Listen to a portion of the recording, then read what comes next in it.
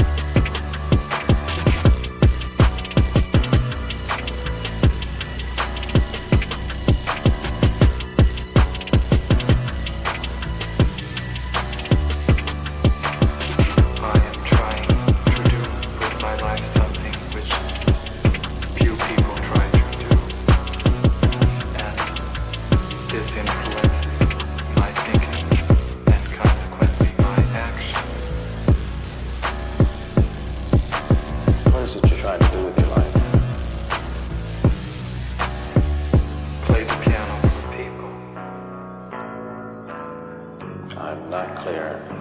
How is it that playing the piano for people has eventually resulted in your being here in the hospital?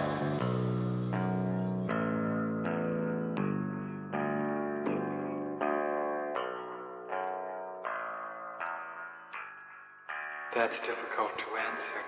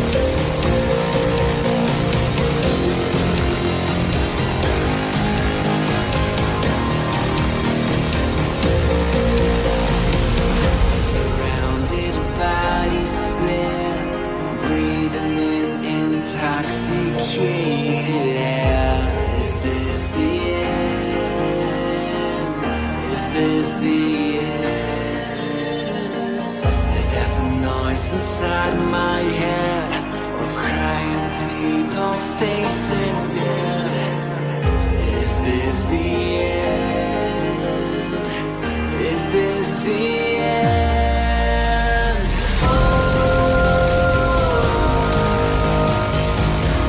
I'm burning in the stone.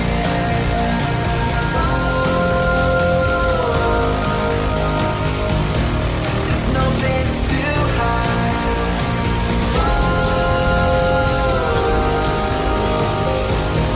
I'm burning in the stone.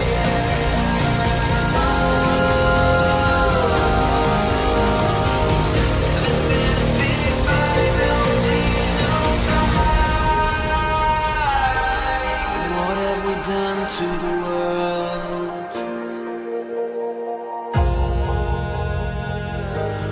What have we done to the world?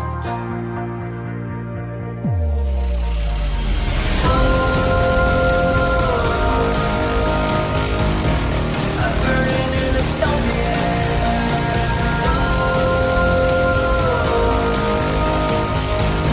There's no place to hide.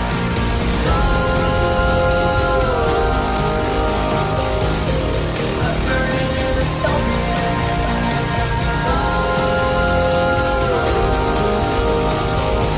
This is the final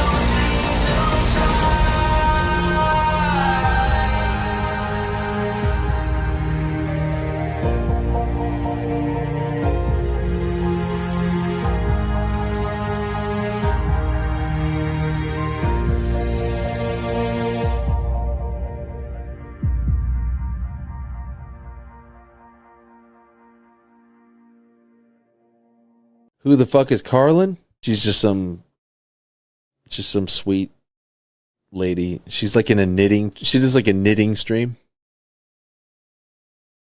She's like a knitting YouTuber. She does knitting. Can we grow up a little bit and Alt not Girl be sent $200. retarded? Have you Please. seen the work of Karlyn Borysenko? Anti-commie cult leader and is obsessed with looking at what actual far-left communists are talking about and organizing today, infiltrating them. They infiltrated the universities, schools, media. She has the receipts to back it up. Primary source evidence. Infestation is dire and she calls Republicans idiots eating slop. Agree. Thank you for the big super chat. Yeah, oh, I know Karlyn B. She's solid. She's funny. I The like great her. noticer sent $200. Literally. So Not it's, Ian. it's not a because Yeah. I haven't dangled my junk into the combat zone on purpose to get some camera footage. But that's the big part of what's the Is that problem. what you call reporters? Go and live under if streaming? you're going to do it. Yeah, go seriously. undercover. Otherwise, you're wearing a hunk of meat in a lion's den. Nick Shirley, I love you. Take care of yourself, man. Karlyn Borysenko went undercover. Do stuff like that. Like if you want to expose this thing, don't pariah, But please. Ian, here's and I agree with you to an extent.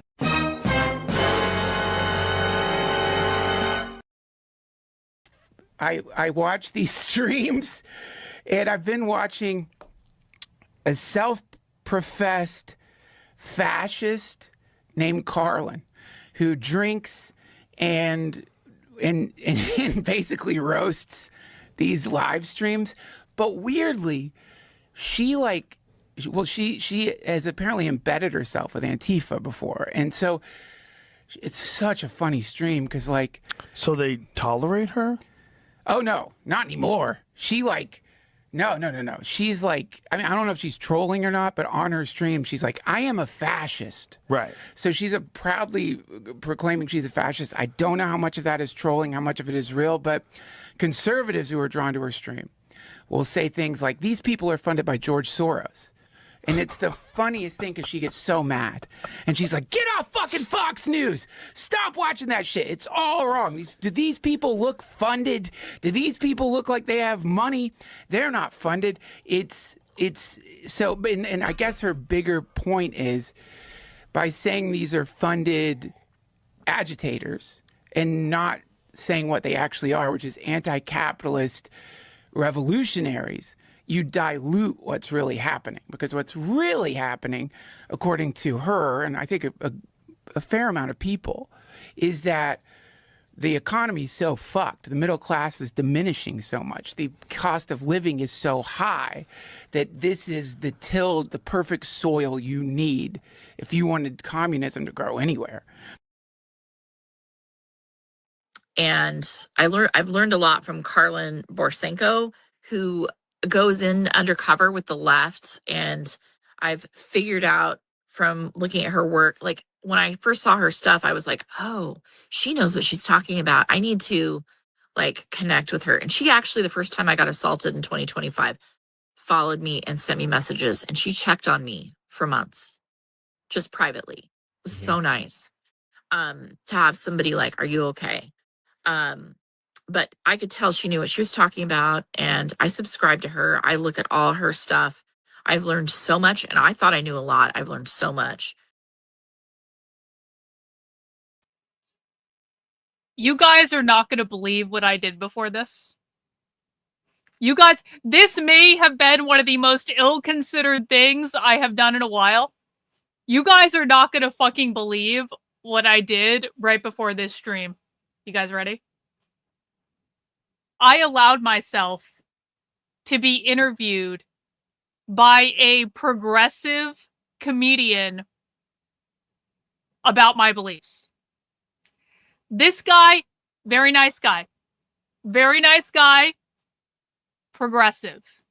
I did this as well. I had to confess this to my husband earlier. I was like, Victor, you want to see this purse that just showed up today? It's a great purse, by the way. It's in the other room. I'll show it to you guys another time. So that actually did happen too. But my husband is far more understanding of my purse habit than I think the progressive audience of this podcast is going to be when they hear me talk about wanting to deport all the brown people who refuse to learn English.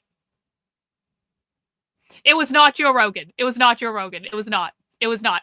His name is Michael. I don't really know much about him. He messaged me on Instagram and he was like, hey, I'm a lefty that watches your show. Will you come on my podcast? And I was like, well, what could possibly go wrong? What could possibly go wrong? What could possibly go wrong with this plan? And well, let's just say that he was pretty taken aback when I said I wanted to deport 100 million people, and he is convinced that Greg Bovino is an idiot, and he is convinced that we cannot possibly deport 100 million people. And I was like, oh, but we can. I was like, but we can. And he was really taken aback when I said that I was really sick of being around brown people who didn't speak English. He didn't like that. He didn't like that I wanted to deport them all. He said, the businesses need these brown people to survive. And I was like, the fucking Indians can go back to India. I'm so fucking sick of these H-1B visas. I was like, the Indians are coming here and they are taking jobs from white men in America. And I want them to go back. And the Somalis are coming here and they're committing massive fraud and scamming the government for millions of dollars. And the Haitians are coming here and they are killing cats in Springfield, Ohio, and eating them as dinner. And I want them to go back. I want them all to go back.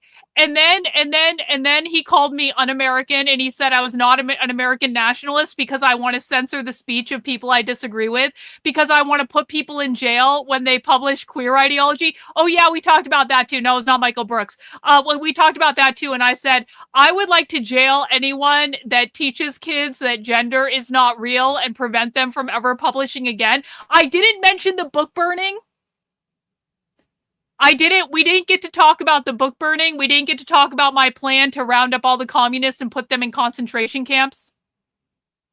But I think that he was skeptical when I agreed to talk to him. I think that he was skeptical about me actually being a fascist. And I was like, no, I really am, actually. I really am. And this guy, again, very nice guy. He obviously watches a lot of progressive media because he has some crazy ideas about what's going on in the world. And he's like, but all the things I watch tell me this. And I was like, honey, you're watching progressive media. Like, of course you believe that. Good sir. Good. I felt like I was like back talking to myself when I used to be a Democrat. I felt like I was like, oh, the mind of the progressive. The mind of the progressive, so wonderfully naive. And he's like, but we can't possibly deport 100 million people. And I was like, oh, yes, we can.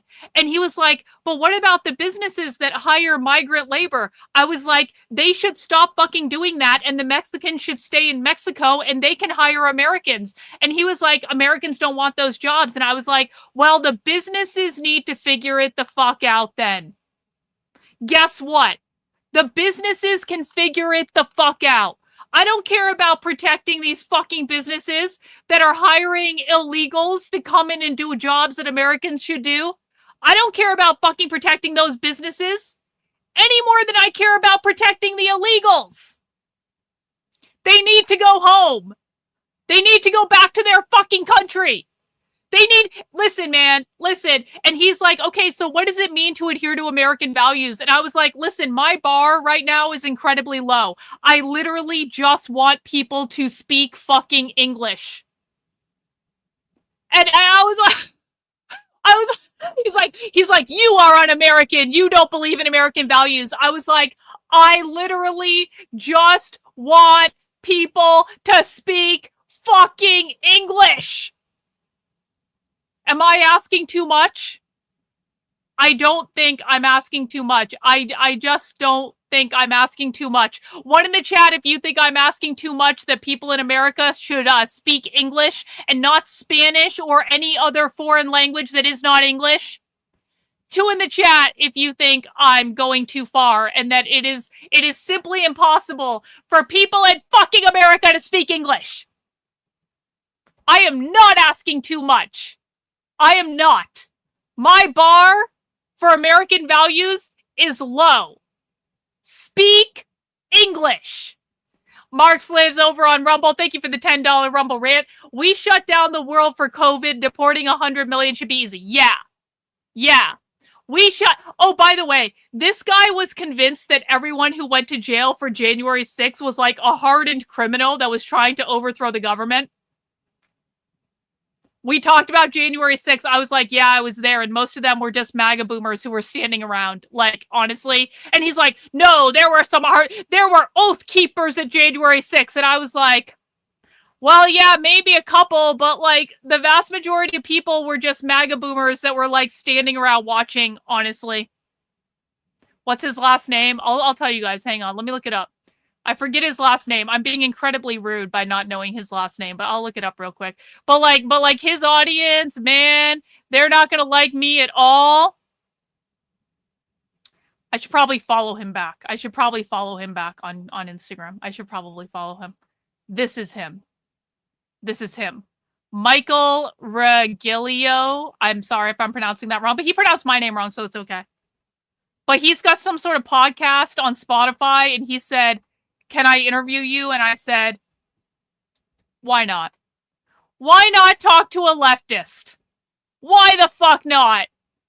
What could possibly go wrong with talking to a leftist? And his audience is going to be so mad at me. Oh, it's just like, bro, oh man. It's like the innocent brain of the progressive. It's like you almost don't even, my brain, some of the things he said to me during the interview, he's like, we can't possibly have 100 million illegals here. And I was like, but we do though, actually, but we do.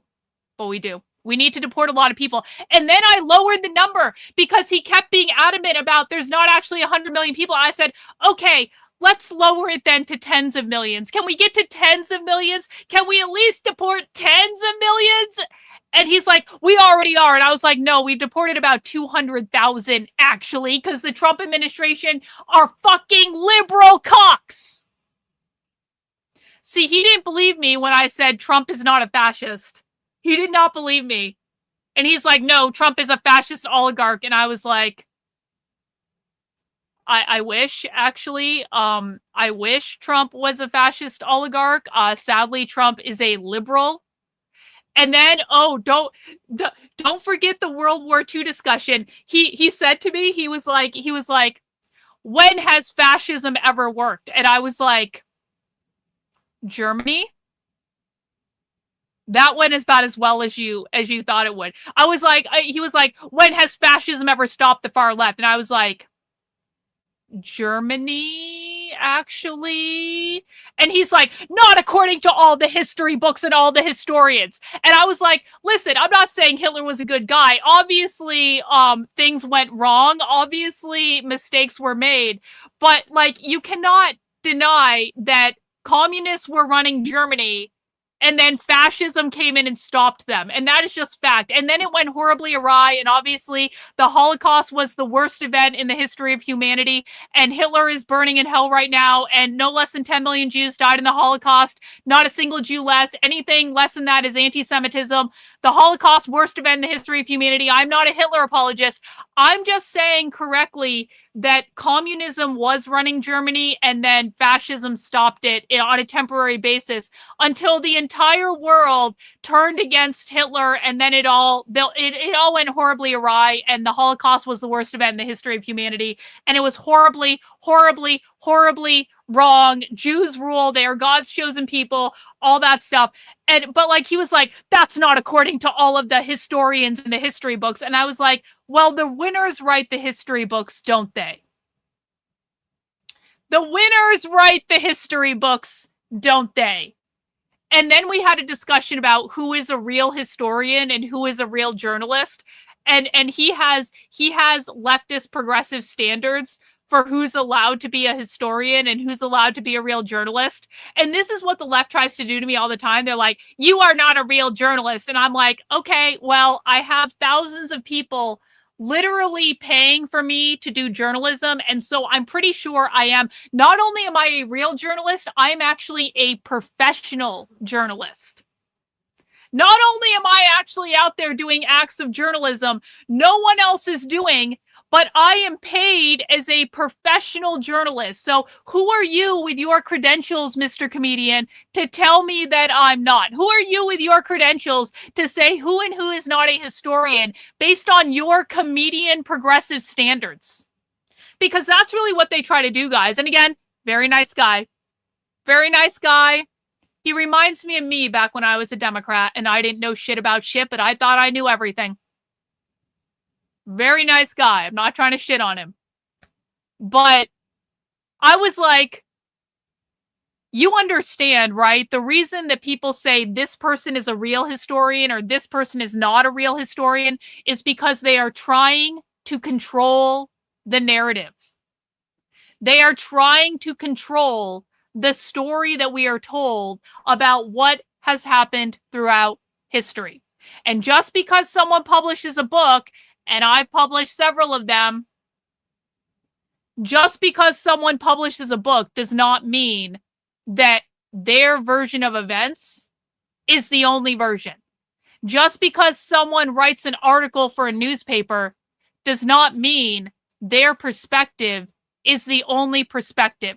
What do historians do? They look at a bunch of information, they assimilate it, and then they pick and choose what stories they want to tell. Historians never tell the full story. They look at a bunch of information and then they say, I want to tell this story. I don't want to tell this one. We're going to throw that away. I want to tell this one over here. I don't want to tell this one. And they assimilate it into a narrative, which is how they understand history. That is not to say those are the only stories worth telling. That is not to say those are the only stories that should be included. We'll see you later, Reagan. What do journalists do? Journalists do the same things. They say, here are the stories that are worth telling. Here are the people I'm interviewing. Here are the people I'm not interviewing. And as someone who has been interviewed by a lot of fucking journalists, I see very clearly when they choose to include things I say and when they choose to ignore things that I say. And oftentimes, I will give them a direct quote that contradicts the narrative that they are going with that story.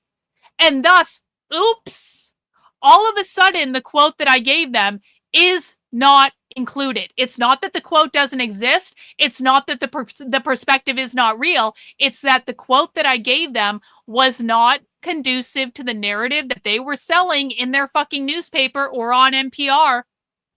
And so they just choose to ignore it. And that is the reality.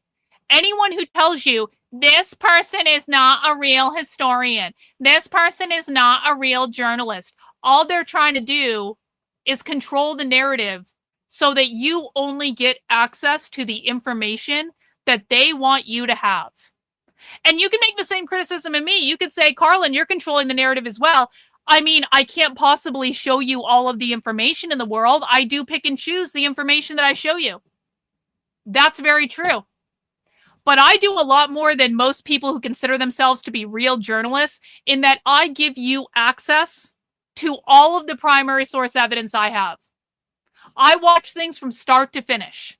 I do not pick and choose clips out of context. I watch the whole thing from start to finish, and I give you access to the same material. And if you want to go and review it and come to your own conclusions about what happens, you should absolutely do that. But never, ever, ever, ever, ever trust anyone who does not give you direct access to all of the primary sources. Don't trust me. I've said this a million times.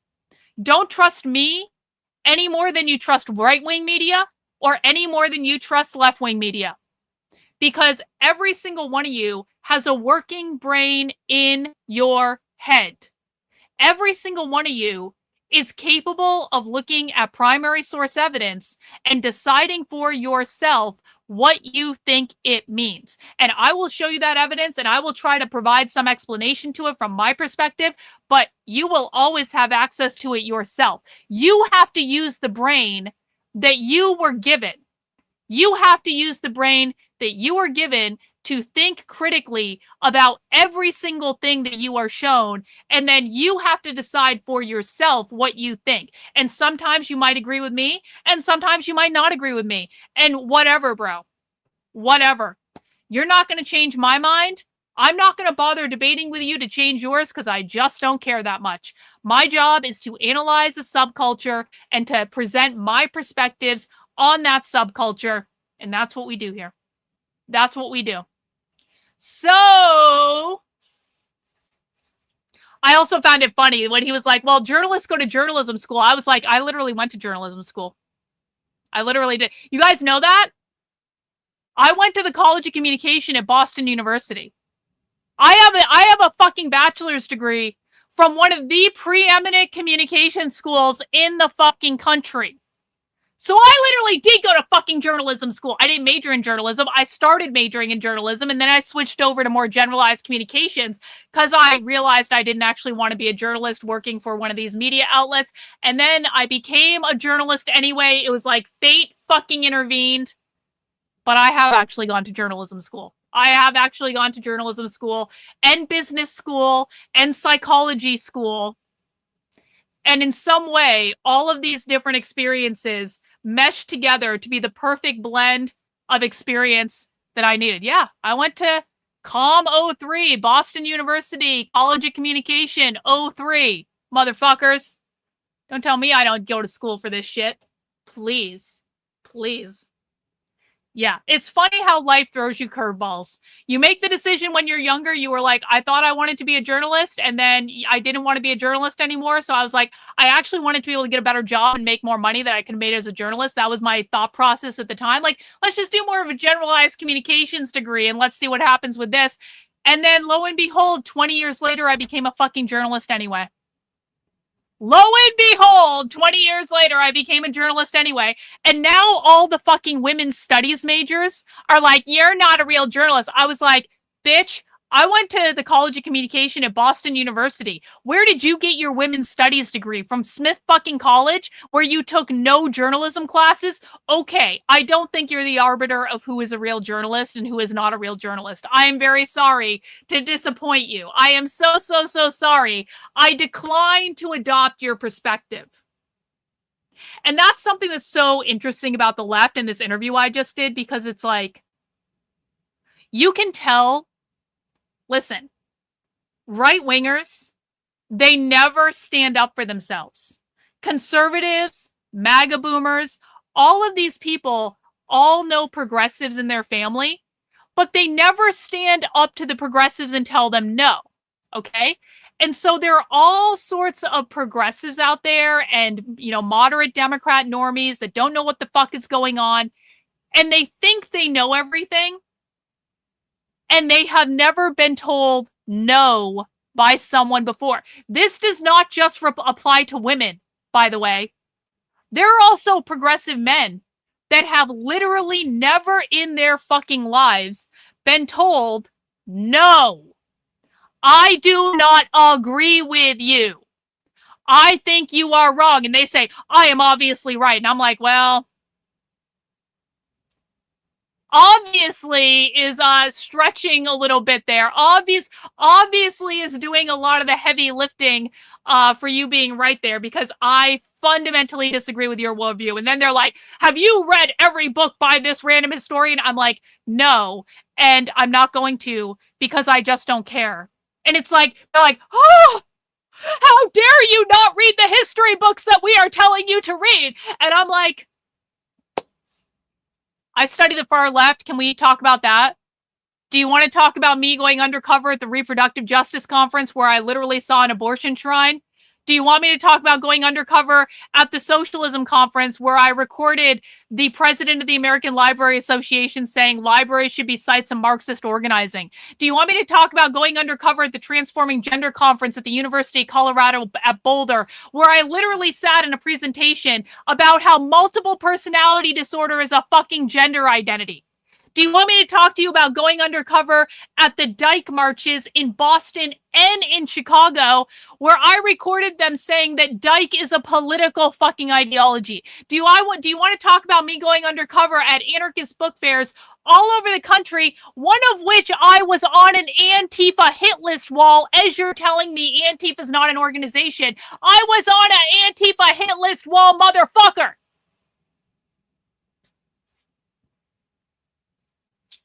You aren't a real historian. You aren't a real journalist. You aren't reading our books, so you don't know what's going on. I'm pretty sure I do know what's going on, because I've been out there in the real world experiencing it for the last 5 years. And if you want to deny the evidence, that's your business, bro. That's your business. See, winning. Yeah, that's what I'm saying. That's what I'm saying. That's what I'm saying. But it was a wild experience, man. I was like, is this what progressives are like? I feel like everything for me now is like an anthropological study where I'm constantly trying to figure out oh, look, my address got doxxed. Oh, Dominique. Oh, Dominique over on Facebook. Dominique, I hope you're ready to lose that Facebook page, girl. I hope you're ready to lose that Facebook page, Dominique. Hope you're ready to lose it. Look at the nice Antifa people doxing my address.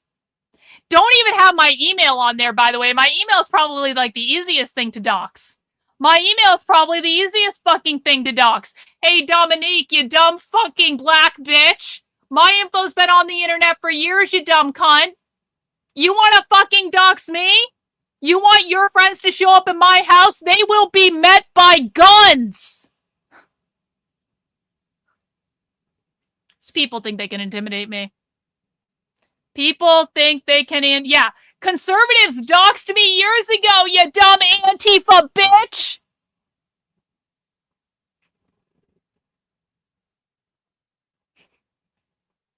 Whatever. We're gonna go get Dominique's Facebook page banned for that little stunt. Fun times. God, Antifa's just an idea. Antifa literally just came on my stream and fucking doxed me. Not even the first time that's happened. So that's okay. That's okay. You know, one of the things I was thinking about. Oh, Clifford, I'm so sorry, Clifford. You're obviously too stupid to be here, Clifford, so we gotta ban you too. The Antifa fucking retards on Facebook are just next level. I mean, my God, it's like, I really didn't know stupidity like this existed, and then I remind myself they're all fucking black. Not that there aren't smart black people in the world. Of course there are smart black people in the world. I am friends with a lot of smart black people. But can we just all agree that universally, when black leftists open their mouth, they tend to be low IQ? I mean, if we're being honest about it, the same could be true for white leftists. White leftists also tend to be low IQ. They think they know everything about everything, and yet they know nothing. And yet they know nothing. So listen, man, everyone of every race can be a low IQ retard. I just find that when we're dealing with black Antifa leftist types, it tends to be a higher percentage of them. But it's also such a shame, right? Because like there are a lot of black socialists who I have no fucking issue with. And I know this might sound bizarre to people. I have had so many run-ins with black socialists that like literally they're just trying to solve problems in their community. Like there was an older gentleman in the autonomous zone in Wisconsin, and he was a black guy. He was on the grill. He was cooking food for everyone. And he was like yelling at everyone. He's like, I don't know why you guys are all fighting. We should just have some food and talk about this. And he was like, I was like, this is the type of black leftist I can totally support and get behind, because this man literally, and I mean literally, look, we're getting a call from Wisconsin right now. This is someone that has just doxed my number, by the way. We're getting a call from Wisconsin right now on my phone. Probably trying to, we're just going to take a screenshot of that. Ooh. I was like, this black man fucking rules. Honestly, I have no issues with like black leftists when they're actually just trying to solve problems in their community. I've also run into like a lot of black socialists at actual like socialism events where they tend to be older women, and they are literally like, we just need better education for our kids. And I was like, yes, you do. Yes, you do. Because that's actually for real, okay? There are real fucking problems in the world, and I think that a lot of black people, they gravitate to the left because they perceive the left to be the only people that are trying to actually solve problems in their communities. I have no fucking issue with black people that are trying to solve legitimate problems in their communities. No issue at all. But the fact is that when a black retard comes on my stream and they're doxing me, that's not someone that's trying to solve problems in the black community. That is an Antifa activist that is trying to get me physically injured. They're trying to encourage people to come to my house. They're trying to encourage people to call me on the phone. Now, good thing for them that I literally have like one of the best spam blockers on my phone, so they can call me all they want. The call's not going to get through. I have like the king fucking spam blocker because conservatives have been doxing my shit for years. So no one gets through to me unless I feel like letting them through, and they can whine and complain about it all they want. It doesn't fucking matter. And if they want to leave me a voicemail threatening me, I will simply record the number that they called from and I will send it to the fucking police. But why can't all black people just be like the ones that are actually trying to solve problems in their communities? Actually trying to get people fed. Actually trying to get people jobs. Actually trying to get people to stay the fuck out of jail so the black fathers can actually be parents to their children. Actually trying to provide their kids with better education than they're going to get in the shitty inner city schools. I understand all of those things, and I have no fucking issue with anyone doing things to help their community. Oh, Dylan, see, the leftists on Facebook are so fucking retarded because they really think that Facebook is the only platform people are watching on right now. Dylan, more than 6 people watching me right now, bro. That's all right. That's all right. That's all right. So that was a fun day talking to a progressive white man about all the ways in which he wants to capitulate the country to foreigners. Whatever. Antifa doxing my address on stream, and you know that black bitch was all worked up about that. You know she was like waiting all fucking day to do that. She's like, I'm gonna wait until this white devil goes live and I'm gonna dox her shit. And it didn't even fucking matter. Didn't even fucking matter. Because the conservatives have been doxing me for years, and I've already mitigated all that shit. So, in retrospect, all of the bullshit that I had to deal with conservatives for years, it all ended up working out in my benefit. I may have had to deal with gang stalking for years and years and years from conservatives because I wasn't supporting the narrative that they wanted me to support. They ripped apart my life. They doxed my fucking loved ones. They doxed me. They posted pictures of my house. All my information is out there. People want to find it. And because conservatives already put me through this shit for years and years and years, it's already mitigated for the leftists. It's already mitigated. I live a mile away from the police station. The police know they could get crazy phone calls tried to get people to try to swap me. The police are well aware that I have stalkers on the internet who do this shit. I have the master fucking spam blocker of all fucking spam blockers on my phone number. Ain't no one getting through that shit. And we have guns in the house if they ever want to show up and try to harm me. So had to deal with all that shit for years. And now it's just all smooth and there's nothing the fucking left can do to hurt me. Because you know why they're really mad? They've been trying to get my Facebook page banned ever since I filmed them in that little autonomous zone. And they haven't been able to do it. And not only have they not been able to do it, I'm making a fuck ton of money just letting them cry on my Facebook page. I am making more right now on Facebook in a day than I make on X in 2 weeks. The leftists on Facebook are literally going to buy me a new Chanel purse. I'm not even joking about this. The leftists on Facebook, through their constant whining and complaining, and they're convinced they're ratioing me to really show me. The ones on Threads are even worse, by the way. They are going to buy me a new fucking Chanel purse with all the money that they're making me on Facebook, because I'm currently making more on Facebook in a single day than I make on X or Twitter in a couple of weeks. So, winning. W me, harnessing the power of leftist tears in order to profit. Maybe capitalism isn't so bad after all. Maybe capitalism is not so bad after all. I'm winning again and again and again and again. I can buy new shoes. I can buy new shoes. I could buy sunglasses. I could buy jewelry. I could buy any number of things, really. I could buy any number of things. But did he really? Did that happen? Are you being serious? Did that happen? Because I think that guy's a fucking asshole, honestly, and so I would not be upset. I haven't really been on Twitter today, so I don't know the news if that actually happened. Don't know the news, but anyway, I don't know if that's real or not. We have to confirm that.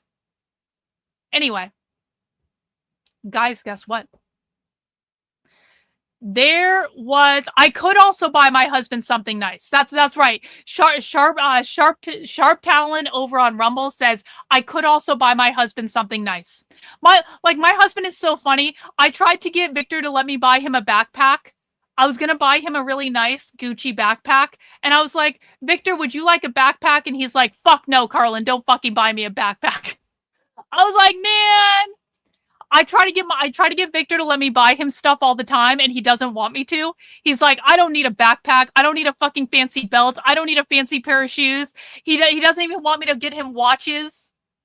Even though the last 2 watches I bought Victor, he ended up really liking, but he put up a fight. He was like, I don't need another watch. And I was like, okay, but maybe sometimes it's not about needing things. Maybe sometimes you can just want things. Maybe sometimes you can just want things. Okay? Maybe you don't always need a new watch, but maybe sometimes it's okay to have a new watch anyway. I need to try to do what you do. I piss off people every day for free. I know. If you're going to do something, you may as well profit from it.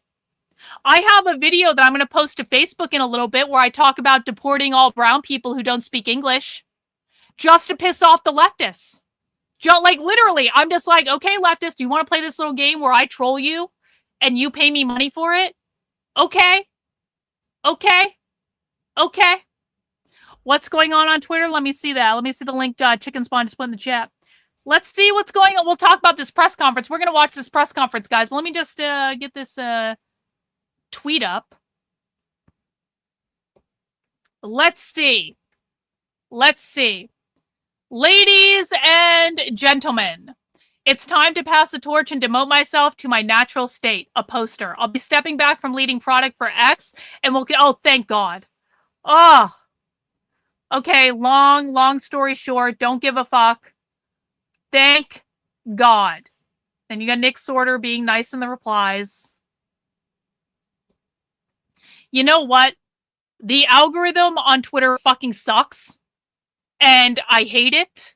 And I wish that Twitter would actually show my content to my followers, because I get significantly, and it's not even fucking close, significantly more views on Meta, Facebook, and Instagram than I do on Twitter. So I really hope that they actually fix the fucking algorithm problem, because I would really like people following me on Twitter to see my content on Twitter. I don't think I'm asking too much. Anyway, there was a press conference in Madison today in which the mayor and the police got up and talked about the encampment, and I want to do my due diligence and go back and watch it. Now, we had a marathon last night.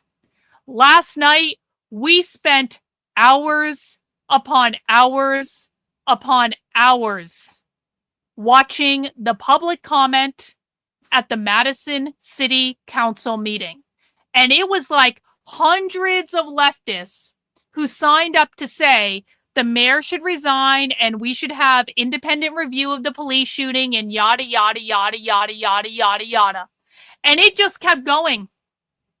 And it got to be around midnight my time. And I was like, I can't watch this anymore. And it kept going after I stopped watching it. But I was like, okay, we have watched enough public comment about this for one night. And I gave up. I tapped out. I so rarely do that. But I was so fucking tired that I just couldn't watch anymore. And now I want to watch and see, what did the mayor say in this press conference today? What did the cops say? What is the future of the autonomous zone? Are they going to allow it to be rebuilt? Because it kind of looked like last night the BLM and Antifa activists were trying to retake the intersection, and they were building up a new little shrine and all that stuff. So I want to hear what the update is. So today we are going to do something very, very, very simple. We're going to watch the press conference. We are going to watch the press conference, and we're going to talk about what they say, and we're going to break it down, and we're going to try to make some predictions about what is coming next in Madison. Because although we did have a big victory yesterday in terms of them going in and raiding that autonomous zone, the left is now good and pissed off. And they're starting to fight back, and it might mean that they mobilize even more than they did before. It might actually make the situation worse. And are the leftists going to really like double down now? Is the city going to stand its ground? Is the city going to say, no, you fuckers are not building another fucking autonomous zone? Or are they going to say, we give in, leftists, you can have the area? What are they going to do? I don't know. But it could absolutely be the case that the leftists are going to strike back and come back even harder than they were before. Or it could be the case where the city stands their ground and says, I don't give a fuck what you assholes say in the public comment. We are not going to allow you to take over several city blocks. So we're going to watch the press conference and we're going to talk about it. Guys, as a reminder, I am 100% independently funded by people like you. If you appreciate the work I'm doing, exposing the left, showing you the primary sources, please feel free to send in some channel memberships. Please feel free to send in some super chats. These streams do not happen if they are not funded. We don't have any channel memberships so far today, so we're at a big old 0 right now. If you guys want me to be streaming with you, showing you this stuff, breaking down the ideology, I know not everyone can afford to financially support my work, but if you can afford to financially support it, please feel free to throw in a channel membership, 5 channel memberships, 10 channel memberships. We love to get up to 100 a day, and over if we can. But that helps keep me completely independently funded. As you know, I do not take money from either left-wing political causes or right-wing political causes. I only accept money from average people who want access to the information and want to know what's going on directly. So if you appreciate that, make sure you're funding the stream, super chats, and channel memberships. Rumble, you can do this too. And You know, we'll see how many we get up to today. How many we get up to depends, like how long I stream today will directly depend on how much funding we get. So it's really up to you guys. We got Gregory in. Gregory gets W's in the chat. Anytime people give channel memberships, guys, we give W's in the chat. We got Leo in with a gifted channel membership. We got Matt in with a gifted channel membership. Thank you so much to all of you. Prep and Bags, Surrey, thank you. W's to you. Thank you for the super chat. Really appreciate that. See, already got up to 7. Already got 7. Can we hit 100 before the end of the stream? I dearly hope so. All right, let's go back to the beginning of the press conference, and we are going to watch this. If you can't afford to give, guys, please make sure you have mounted the like button. Liking the video doesn't cost anything. Please make sure you are subscribed to the channel. Please have notifications turned on. Click on the share link, copy the link, and that will let YouTube know to recommend the stream to more people. And hopefully the more people we get in here, the more fun we're going to have. Appreciate it, guys. Let's get this party started.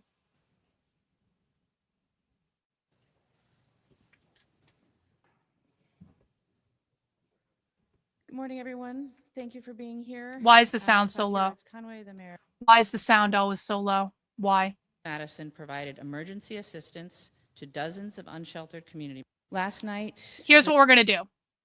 I'm going to try to make the sound a little bit louder. And we're going to see if that works. No, that's not what I need. That's not the plugin I need. Let me see. Okay, we're going to try to make that sound a little bit louder. Hopefully this works. Let's see. The council meeting started at 6:30 and went till about 2:30 in the morning. 2:30 in the morning. And the council heard from many in our community who are sad and angry and traumatized and have lost faith in government. I want to thank everyone who came to speak, and please know that you were heard. And I really want to thank my council colleagues for listening for so many hours. We have also heard from many people. So guys, what that means is that meeting went on for an additional 3 hours after we stopped watching. They went on for another 3.5 hours after we stopped watching last night. That was like over 6 hours of public fucking comment. This is why the left wins. They are willing to sit through a 6-hour fucking public comment meeting, and we are simply not willing to do that. This is why the left wins and we lose. Yo, Mike, thank you. Membership and kudos for our queen fascist. Thank you, Mike. I will absolutely count that as a membership. You rock, bro. That in the Marquette neighborhood who are angry that their neighborhood has had to bear the burden of an illegal encampment which impacted their health and their livelihoods. They too. Illegal encampment. And it may surprise you, but we have heard from many Madisonians who think that we have been insufficiently supportive of the Madison Police Department. I say all this to remind us that many things can be true at once, and to emphasize that true change in our community takes time and the interaction of many people across these differences. We need to listen to each other. We don't all agree, but we need to work together to find a path forward. I also think it's important for us to start with some facts. The City of Madison is fully cooperating with the Department of Justice investigation into the police-involved shooting and will fully cooperate with any investigation by the Office of the Independent Police Monitor. But we cannot ignore or override state law. State law dictates how investigations of officer-involved shootings take place, how criminal charges can be filed, and the process W's, thank you, Jonathan. Appreciate it. Be hired and fired. Many in this community are angry and grief-stricken over Corey Ruiz's life being cut short by the police. Those feelings are completely legitimate, and I feel them too. But as mayor of Madison, I will not condone or accept that the solution is to further our community by to your neighbors and local businesses, harassing bystanders, or setting fires in city streets. None of that will change state law, and none of that can bring Corey back. Yesterday, after 2 weeks of searching for a peaceful resolution to the occupation of Williamson and Baldwin Streets, the City of Madison provided emergency assistance to dozens of unsheltered community members and attempted to clean up the intersection without law enforcement. Yeah, I can't control the socialist volume, and so you're just gonna have to deal with it. Because guess what? Yeah, okay.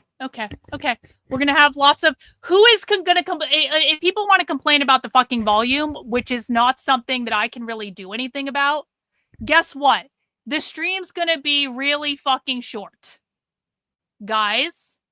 We sometimes have to deal with volume issues because that's the way it goes.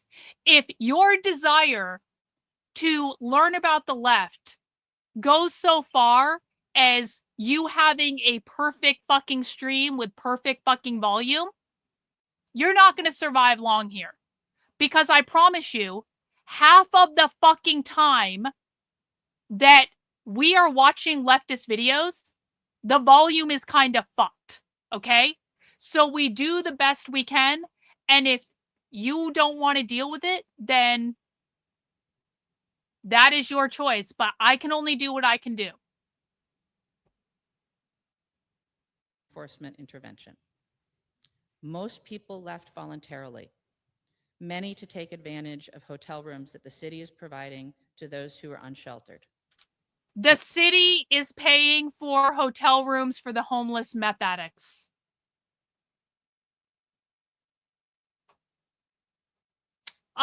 Yeah, I don't think you're gonna survive here, Marigram. I don't think you're gonna survive here. You're just gonna have to get used to it, girl. But the complaining is not gonna fly. I'll tell you that. The city is supplying hotel rooms to homeless. No, I can't. No, I can't turn my mic down. You want to know why I can't turn my mic down? I can't hear myself currently. You guys know, like, see, this is why I tell people, stop fucking complaining about the volume. Currently, I cannot hear myself. Why don't you just turn down your volume? It is down, motherfuckers. It is down. You're too loud. I don't give a fuck. I am supposed to be louder than the video. I'm supposed to be louder than the fucking video. Has everyone got it out of their system now? Anyone else gonna complain?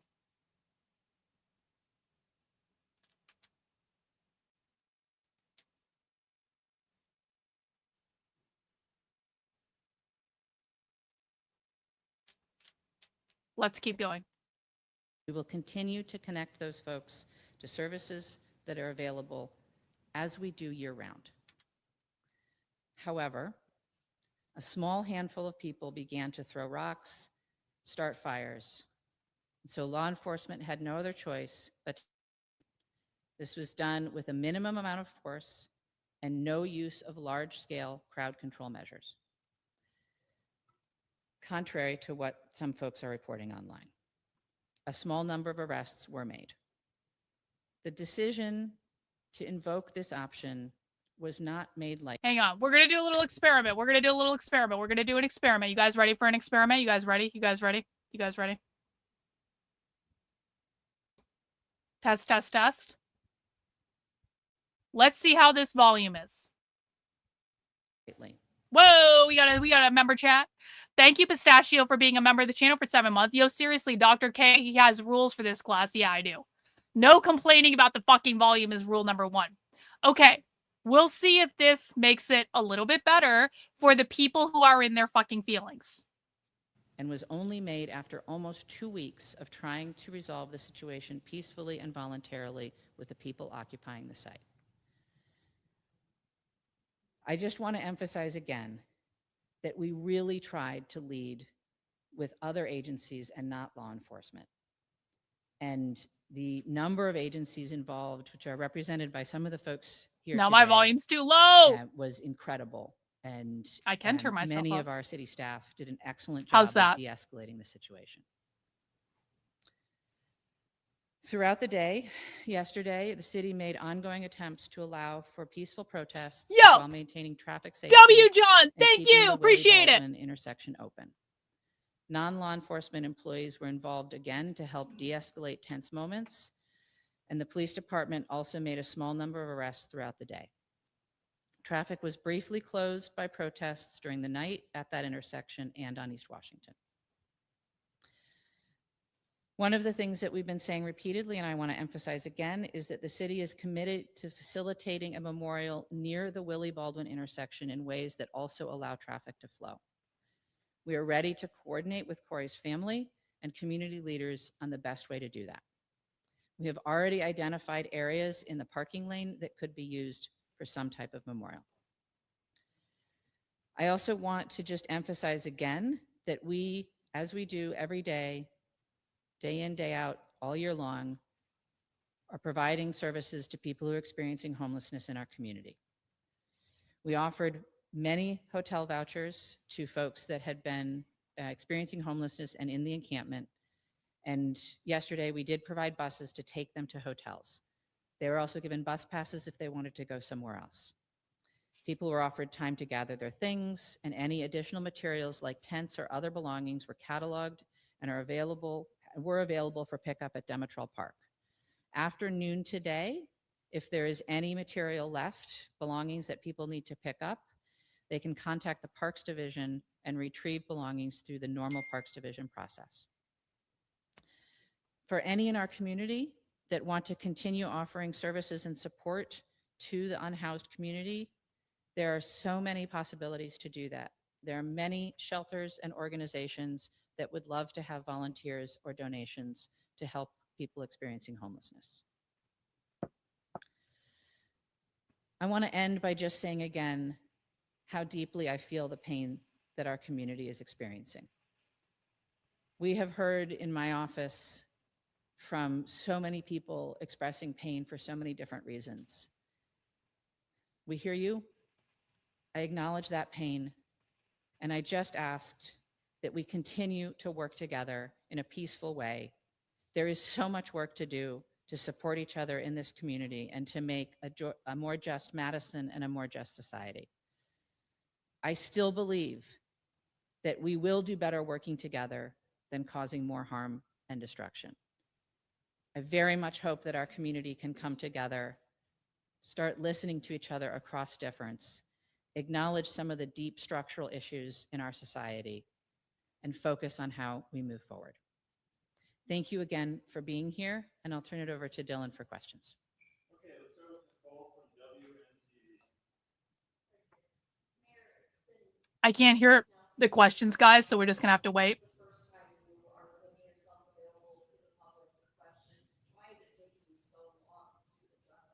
Yeah, thanks for the question. Honestly, for most of those 2 weeks, I've been on the phone or in meetings 12 hours a day, trying to coordinate with staff, touching base with members of the community, talking to the council, and just trying to continue to manage the situation as best as possible. We were putting out daily statements, and it really felt like my time was needed to manage the response. And happy to be here and answering questions today. I'm sure we'll have other opportunities in the future, but crisis response took precedence.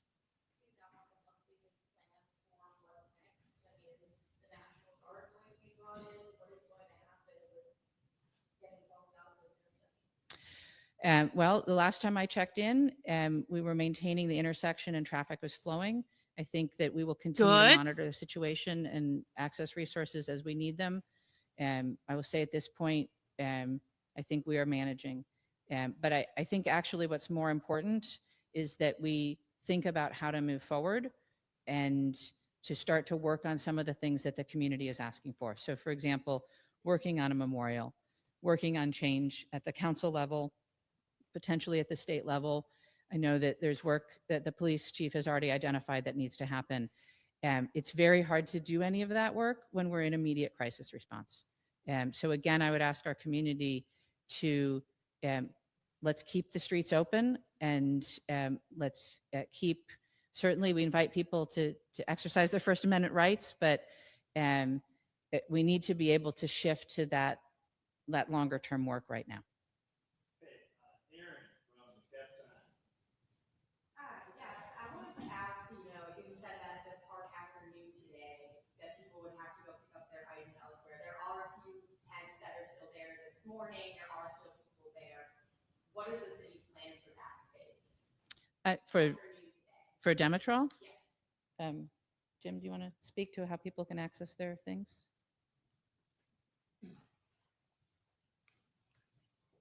If the question is about accessing belongings that aren't retrieved by noon today, is that the? What's going to happen to the people at the park after noon today? If there's people still there in tents, does the city know at this time what they're going to do after noon today for people that are still in tents? I think there's, I mean, I'm not aware that there are folks who are camping at Demetrol. So there's still things that, like materials that were brought from the intersection that we've tried to make available to the people who own them. City has a process for unclaimed property, and we have to retain it for 45 days. And that, again, goes through the Parks Department. And I would say that if there are people camping in a park anywhere in the city, we do have an encampment protocol that we follow, which starts with outreach workers and helping to try and connect people to resources, whether that might be a hotel or a shelter or some other service that they could access. And then the protocol goes on from there. But that's our first step.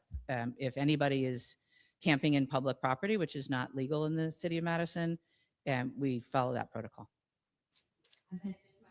Yo, we got a super chat from Chad. Hey, Chad, it's good to see you. I'm starting to fade fast here. Been very sick for the past 2 weeks. I'm sorry to hear that. Missed you and everyone a ton. So glad to see you safe and back home. I have so much catching up to do. Hey, Bear, we'll be here when you're feeling well. Everyone send positive vibes to Chad for his recovery. Thank you so much for the super chat, bro.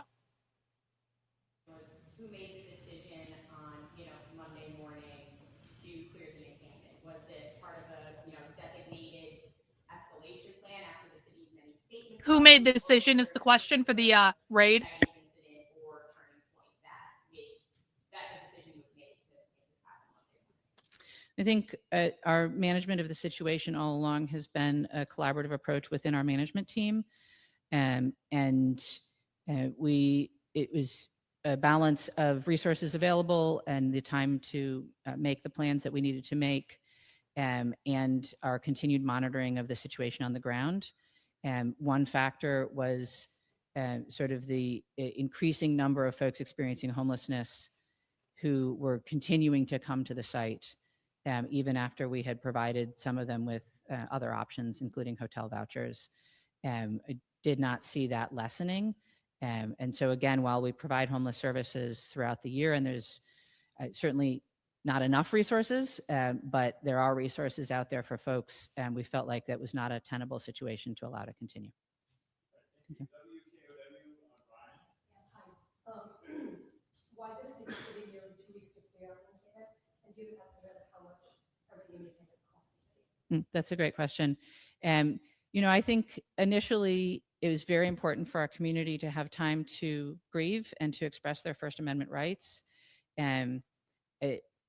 It did transition quickly from what I would describe as a protest or a vigil to an encampment. But I still felt like it was important to not move too quickly. But again, as I said, I felt like when we tipped over into, we are now just attracting more and more folks who are experiencing homelessness to come camp in the middle of the street. It was clear that the situation was increasingly dangerous for everybody and having a huge toll on the neighbors who are in the immediate vicinity. And I felt like that was not something that could continue.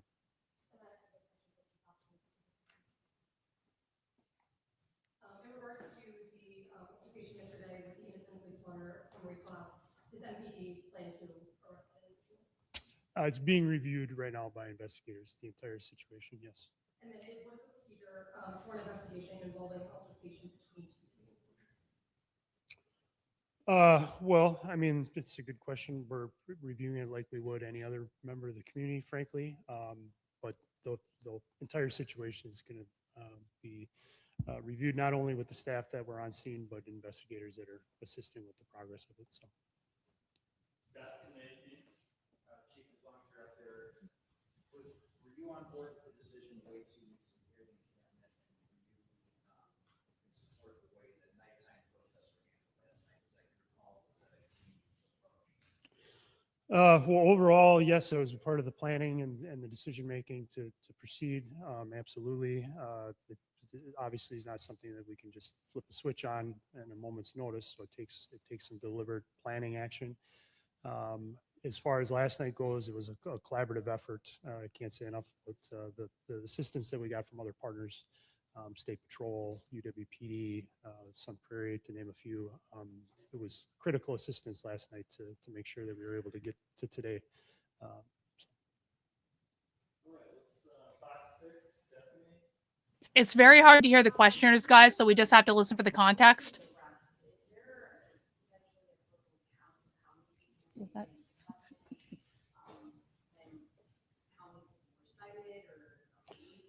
There were 22 physical arrests in totality. That includes 22 initial, arrests efforts in the morning through late or early this morning, I guess.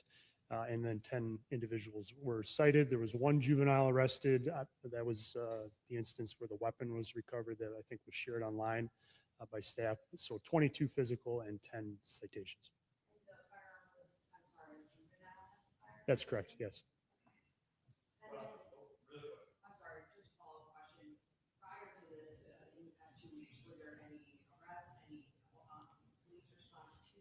There was at least one response that I was aware of for the report of a battery. That one I think has been reported here locally on. I'm not aware of others offhand. So. Hi, Rob. Now, 2 weeks ago, you said, and I'll quote you, we're not going to allow open investigation to bring a speech not to share. My understanding is that that's what you had already told the defendant under glass that you couldn't share such an open investigation. So were you speaking at that press conference, or what did you? I did not tell her that I could not share. What I said is that, at that moment, which was the night of the incident, I wasn't even aware of what records we had at that time. And so, this is a very tough needle to thread. I'm being very honest with you. This is an open criminal investigation first before we can transition to other investigations. And so this has not been a flat out denial. It's been a timing issue. It has to first go through DOJ and DCI. And then we can transition to both the IM's investigation and then, frankly, the one that I'm going to have to be responsible for internally.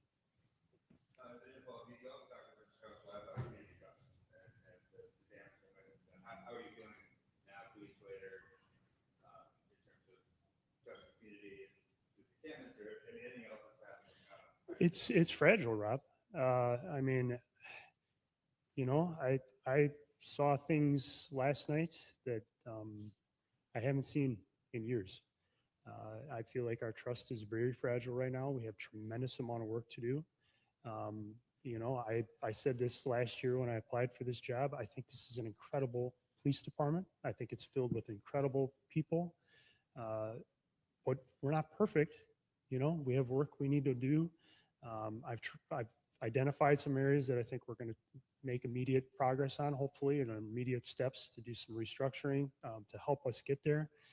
But that takes time. And to the mayor's point, it's near impossible to do it when you're in the middle of a crisis. So, yep, thank you.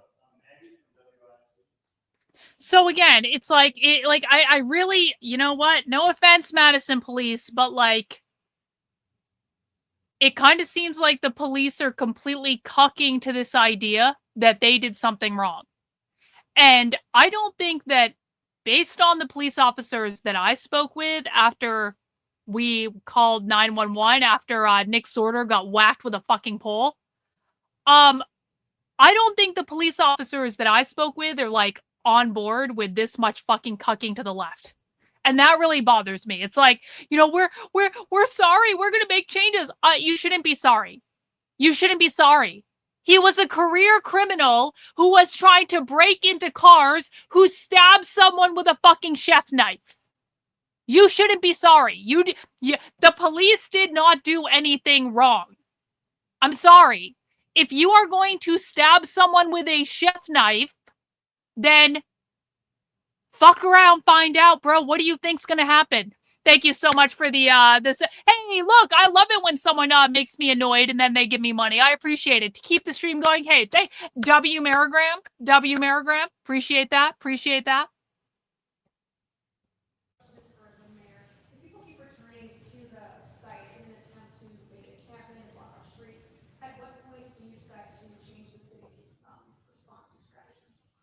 It's a good question. I mean, I think as we have done for the last 2 weeks, we're going to continue to assess the situation every day. I will be clear, though, that it is not acceptable for streets to be closed on a permanent basis. Good. We need to be yes. able to keep traffic flowing and allow people to access their homes and businesses so that they do not become in a situation where they're losing income and have to lose their homes. So what it will take to accomplish that, I think, is going to be a day-by-day thing. But again, I think that what's important See, is listen, that we the fucking mayor, the fucking Democrat woman mayor is actually standing up to the left more than the police chief. And this is what bothers me about this scenario. Listen, I am sure this woman has many faults. And she certainly did not act as quickly as I would have had her act.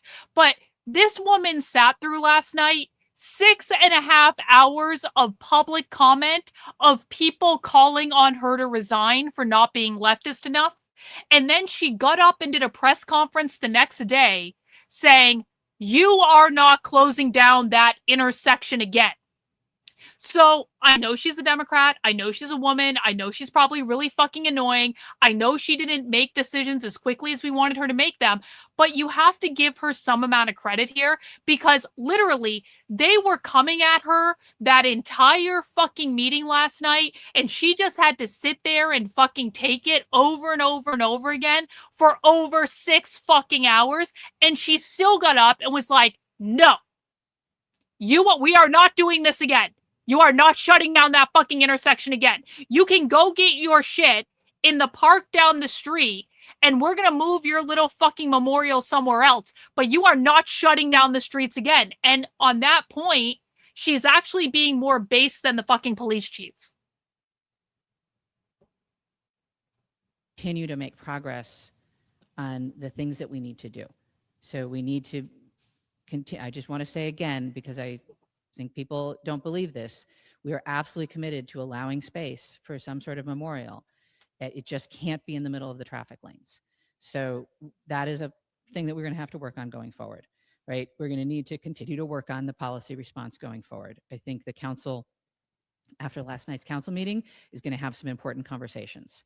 So that is the work that I hope that our community can turn to now, while allowing traffic to keep flowing through that intersection, so that we can focus on the next steps.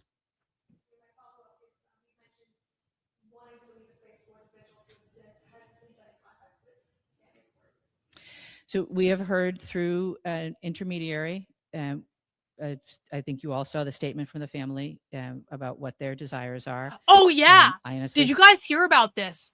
The family of Corey Ruiz called for an end to the autonomous zone. I don't think I reported on this because I think it happened while I was flying home.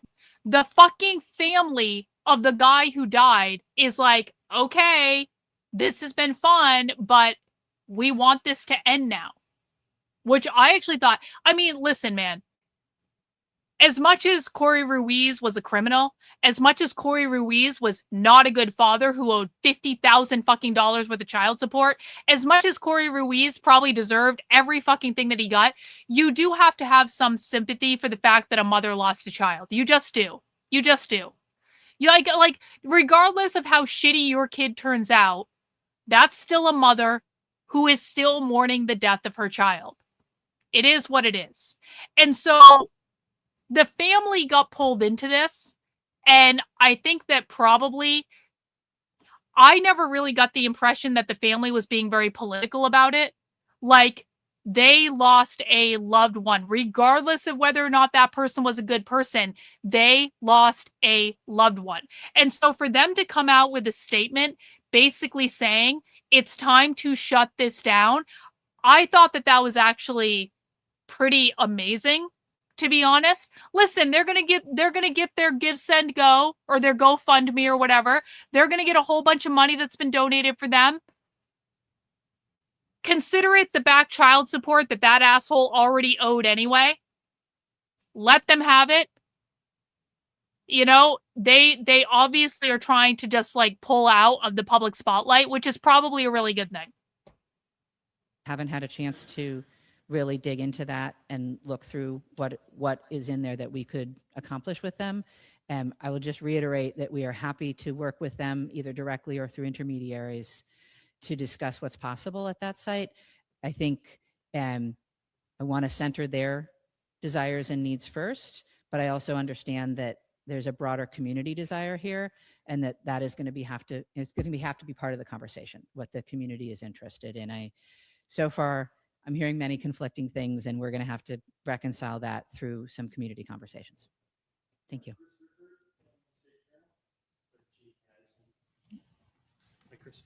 During the city council meeting last night, an alderman raised the possibility of NPD asking the Division of Criminal Investigation to release their records on movements to the OIM now.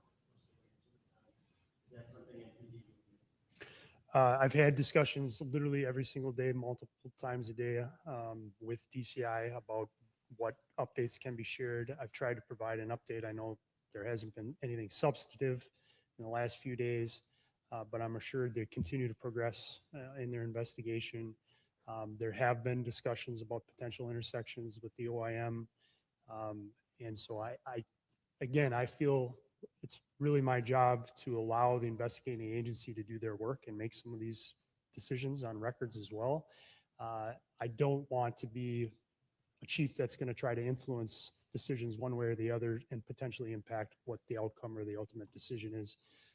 So that's the lane I'm trying to stay in, Chris. So if I'm understanding correctly, you talked with DCI about what, have you encouraged them to release information about their investigation? I have been, without expressly demanding, I have been trying to provide as much encouragement without, influencing their direction as possible. Yes. So. Can you just clarify exactly what happened overnight, how long it transpired for, the exact number of arrests and citations that took place overnight, and then you can share sort of what you said, you saw the videos in here. So I'll try to break it down, but if I miss something, please chime back in. I don't have a breakdown by hour of the arrests, but that's something we can try to provide to you for how many were on Tuesday and how many were early this morning, Wednesday morning. There was a group of individuals between 30 to 40 at one time that continued to want to, frankly, engage negatively with our staff, with our officers. Our police officers, frankly, for hours stood there and took profanity, insults, yelling, really challenging moments, I think, were experienced by them. I am very proud of how they handled the situation. I think they maintained professionalism. They maintained discretion, and they Actually, I want to talk to this. I was going to say this earlier, and then it slipped my mind. I've been thinking a lot about, so I obviously have not released all the footage I have from being in the autonomous zone just because I haven't yet, because I will release it when I'm damn well ready to release it. But one of the things about that experience for me was, you guys got to understand, you guys have seen, I released a 14-minute clip of basically getting surrounded by a mob, and then there being a Mexican standoff between me and the mob where I was pointing my phone at them, they were pointing their phone at me, and it was they really thought that we were there to kill them, or they were spinning themselves up like that, and I was waiting for them to come at me at any moment. You guys got to understand, that wasn't just 14 minutes. That lasted for 2.5 fucking hours. where when I was in the autonomous zone, I was surrounded by a mob of them that were following me around everywhere I went for 2.5 hours, constantly looking at me, constantly trying to have an excuse to start shit with me. And one of the things that I was really thinking about is that they were expecting me to behave belligerently. They were expecting me to show up and be a belligerent magatard, just like that guy in Maine, just like people that we have seen show up in Portland, where like they just get belligerent and they start insulting people and they start behaving like in a really uncontrolled manner. They wanted that from me. They thought that if they just surrounded me and they kept trying to come in on me, that that was going to provoke me in order to act belligerently. And one of the things I tried to do when I was in there was be just basically stoic and controlled about the situation. Because if they had gotten me to lash out at them, if they had gotten me to scream things at them, that maybe I might say on a live stream, but I'm certainly not going to do it when I'm in that volatile of an environment. If they had gotten me to behave erratically, just like most magatards when they go to these things, they would have won.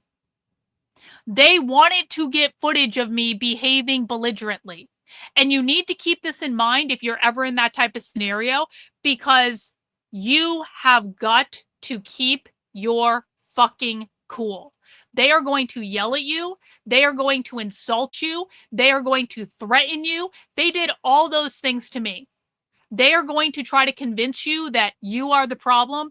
They are going to try to gaslight you into leaving. They did that to me several times. You can see it in the footage. They were trying to provoke me so that I came at them, so that I proved that I was the caricature that they had in their head about Kyle Rittenhouse, Kyle Rittenhouse. They kept saying Kyle Rittenhouse over and over and over and over and over again. You have got to understand that when you go into these environments, behaving belligerently allows the left to win. And the footage that they will get of you behaving belligerently will be used against not only you, but people like us for all time. You cannot give into the urge to yell at them or insult them or go at them or do any of those things, because you don't win anything by doing that. You have got to keep your fucking composure. And if you cannot do that, you should not be going into those types of environments.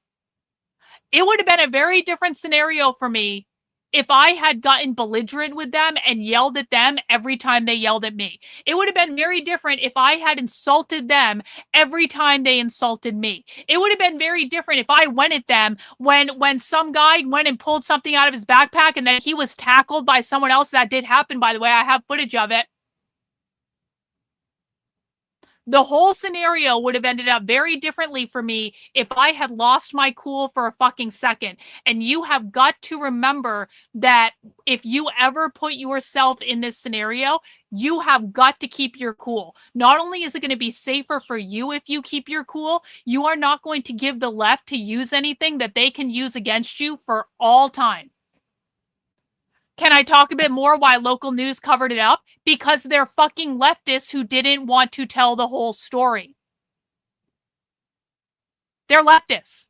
Why didn't local news cover the story accurately? They are leftists who are lying and shilling a narrative.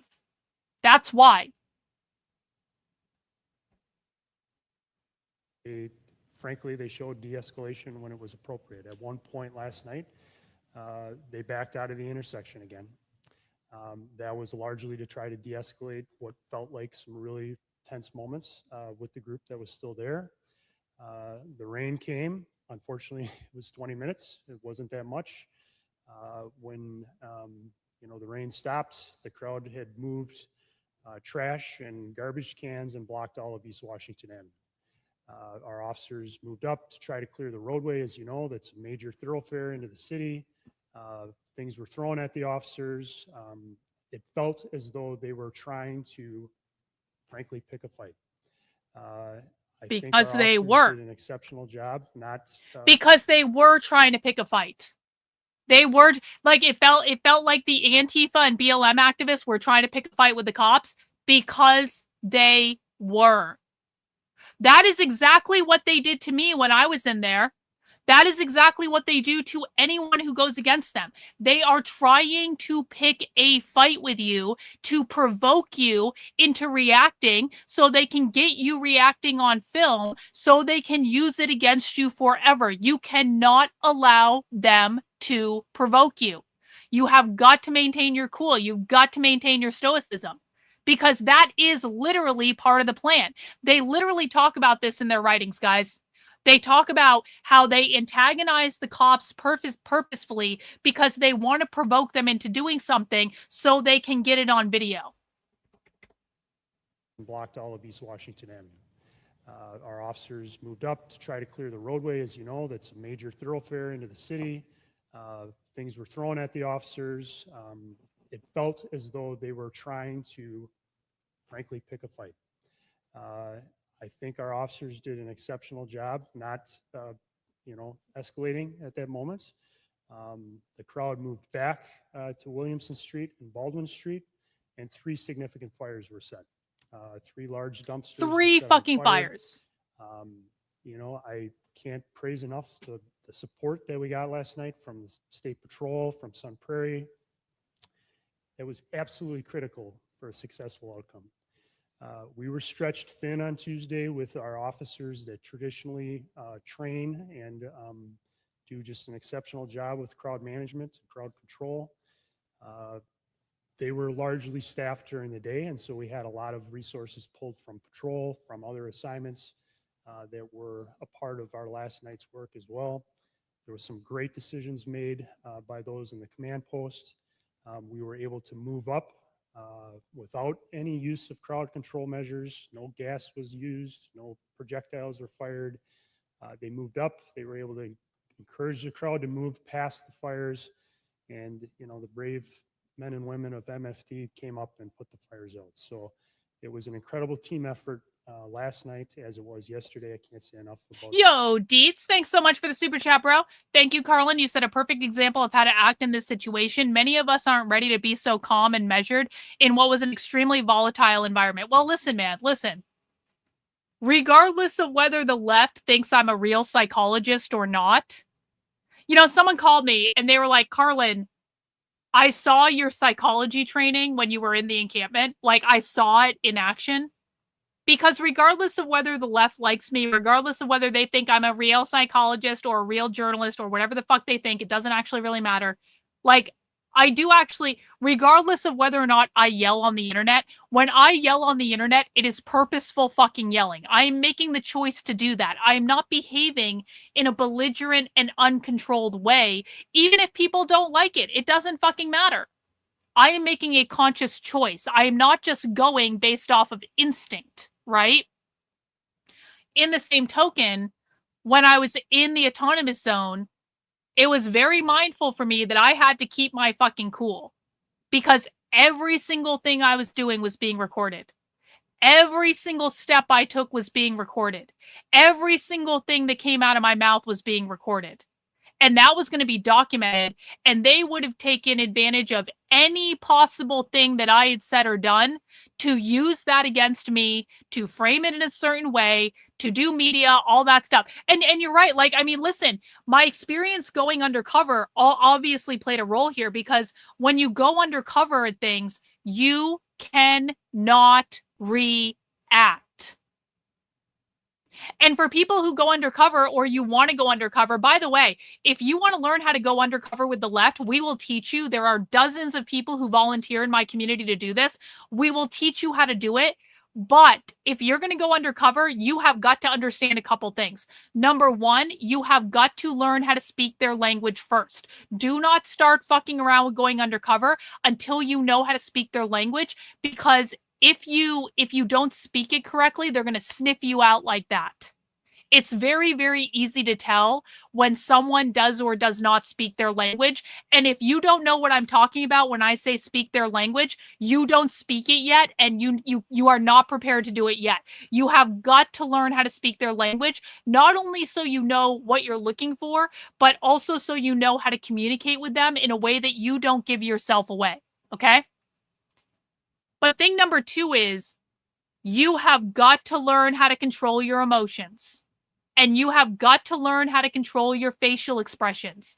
Because if you go undercover and then you start doing like this, they're going to sniff you the fuck out. Okay? You cannot react every single time they say something that you don't like. And one of the reasons we spend so much time listening to the left on this channel is because you get inoculated to them saying crazy shit you don't like. Just because you listen to someone say something does not mean you have to agree with them. And if you have an emotional reaction that results in a face or a sound or a bit like some sort of fucking movement like that, every time you're undercover with the left and they say something you don't like, you are going to give yourself away and you are going to put yourself in danger of having the shit kicked out of you if you are in the wrong environment. Okay? So, because I've done that so much, I know how to control my facial expressions. I know how not to react when they are saying and doing things I don't like. I also know how to communicate with them in their language because I know how to speak their language fluently. If you want to learn how to do this, we will teach you how to do it, but it does take time and it does take effort. And no, you cannot do it on day one. And no, you don't know everything about the left if you just showed up here and have just started watching the content. You have got to take the time to learn how to do it well. Otherwise, you are not going to be successful, and you might even put yourself in a dangerous situation. And no one wants that. I'm not giving people parameters for here is what's required to go undercover with the left because I'm being mean. I'm not being mean. I am trying to keep your asses safe. And if they sniff you out and you are in the wrong environment when they sniff you out, you are going to be put in a dangerous situation, and I don't want that. So if you choose to not listen to my advice and you put yourself in that dangerous situation, that is your fucking fault for not listening to the advice that I'm giving you in the first place. But if you want to learn how to do it correctly, you will substantially diminish the chances of you winding up in a situation that you don't want to be in. The partners standing behind me, a lot of city employees were involved, and they were asked to do a lot of things that they've never been asked to do. So hopefully that answered your question.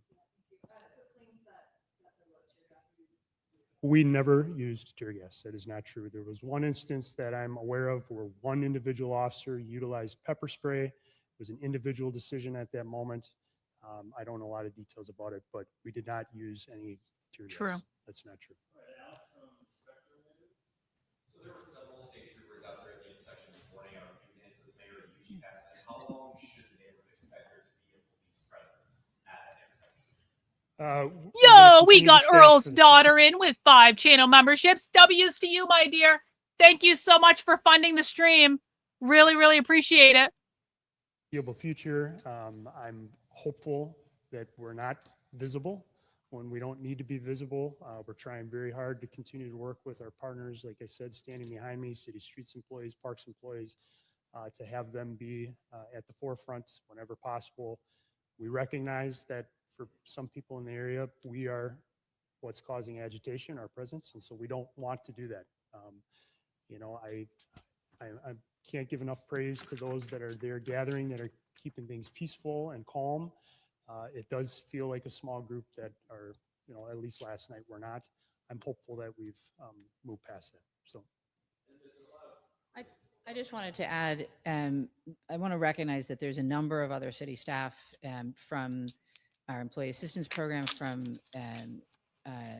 our planning community economic development, from violence prevention unit, building inspection, that are park rangers that did incredible work yesterday to de-escalate both the general situation and individually. One of the things that has been a priority for me, the chief said it often, the presence of police officers is part of the escalation. And so we have tried very hard to limit police response to what's necessary and to use other city staff. It is stretching their capacity as well. It's definitely other duties as assigned. But I want to really appreciate the work that they have done. And I'm hopeful that we're going to be able to continue to use those kind of folks who can de-escalate situations as much as possible going forward.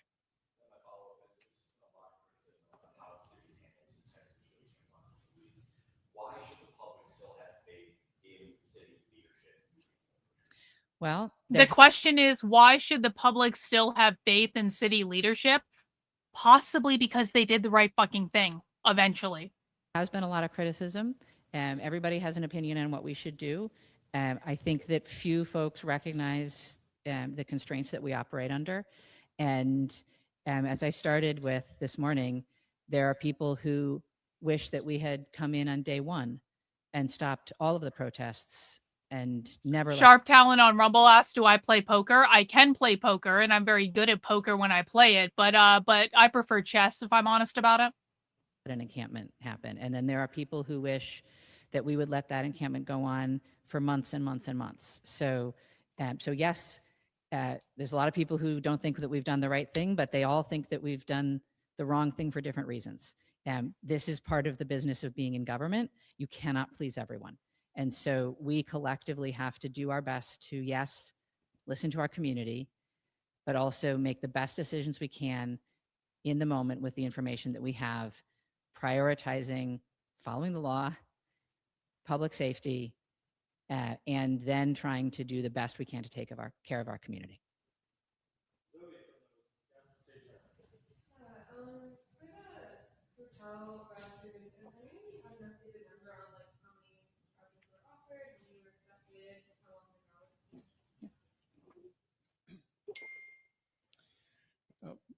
Through the course of the last approximately a week, we have placed 70 individuals, most of them singles. There are a handful of families into local hotels. 40. Why is the city funding the homeless drug addicts to stay in hotels? Why? Why? Why not just send them to one of the things about the whole homeless encampment is that the homeless people that were down there refused to avail themselves of the multiple homeless shelters that they had available to them. It's not as though there aren't shelters they can go to. They just don't like them. I'm sorry. When you are a homeless drug addict on the fucking street and you are saying you get options to go here and here if you want help and services, and you're like, I don't like them. The answer is not then to pay to put their asses in a fucking hotel. Utilize the services that are already being provided for you by the fucking taxpayer, and I don't give a fuck if you like it or not. This is what is available to you. You are a homeless fucking drug addict. When are the taxpayers going to start paying for my hotels? Ain't no taxpayer paying for my fucking hotels. Why are we paying for the hotels of the homeless drug addicts who don't want to avail themselves of the free fucking shelters they already have available to them? Of those occurred either the day of yesterday's operation or the evening before. But we have been responding for quite some time to the mayor's desire to do what we can to relocate people who are willing to leave that site into better and safer accommodations. So the total number is that's 70. actually the real case, isn't it? That's the real case. Can't do drugs when you're in the homeless shelter. You can do drugs when you're in a hotel room paid for by the city. We all know why they're doing it. Hotel stays for up to a week.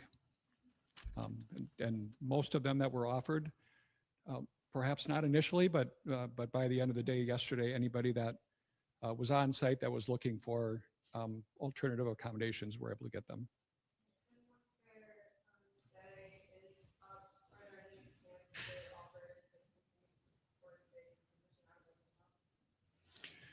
Well, so we are, I mean, there is an element of the unhoused population that is unsheltered at any given time. We have systems in place. We have local partners that continue to work with them. That work is ongoing. Those partners have been part of the work that we have done in the Willie Street area. So we will continue to do what we have done in the past, and that is to do everything possible to connect people with available resources. And those available resources can range from anything from shelter accommodations, and we've made a great investment in strengthening shelter systems in this city. We're less than a month away from opening a state-of-the-art shelter for unhoused men. We're investing $12 million a year to expand the supply of affordable housing. So there isn't a single answer. There isn't a simple answer, but this is all part of the ongoing work that the city's involved in.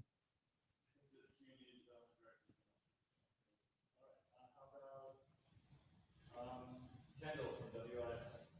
Like you said, for nearly 2 weeks, we had people camping in the streets. Some of the businesses remained closed for that entire time. Does the city regret not intervening even a little bit sooner? Well, I think as you've heard already today, we really wanted to work to come to a peaceful and voluntary conclusion. And it's only really after repeated efforts to help facilitate that we made the decision to go in. And I think nobody really wanted to escalate the situation or have a big confrontation. But it definitely was a factor in the decision and what we were hearing from both businesses, but perhaps even more importantly, residents in the area about the impact on them and how unsafe the situation was for a number of different reasons. I will say that our economic development division has been reaching out both directly to individual businesses and to the Neighborhood Business Association. And I'm aware that at last night's council meeting, Alder Davey Mayer did introduce a proposal to create a fund to support the businesses in that area. Now, obviously, it's up to the council if they want to do that or not. But we have been trying to both listen to and work with the businesses. I should also mention that the city did not establish this, but the Neighborhood Business Association did establish a GoFundMe to support the businesses in that area. No. That's wrong. No. There was a crowdfunding site that was started to support. Well, it wasn't to support the businesses. It was to support the employees of the businesses that had to close. Those are two different things. The GoFundMe was not started to support the businesses who were being forced to close because they were being shaken down by the leftists in the area. It was started to support the employees who couldn't go to work. It was not to start to support the business owners. It was to support the workers.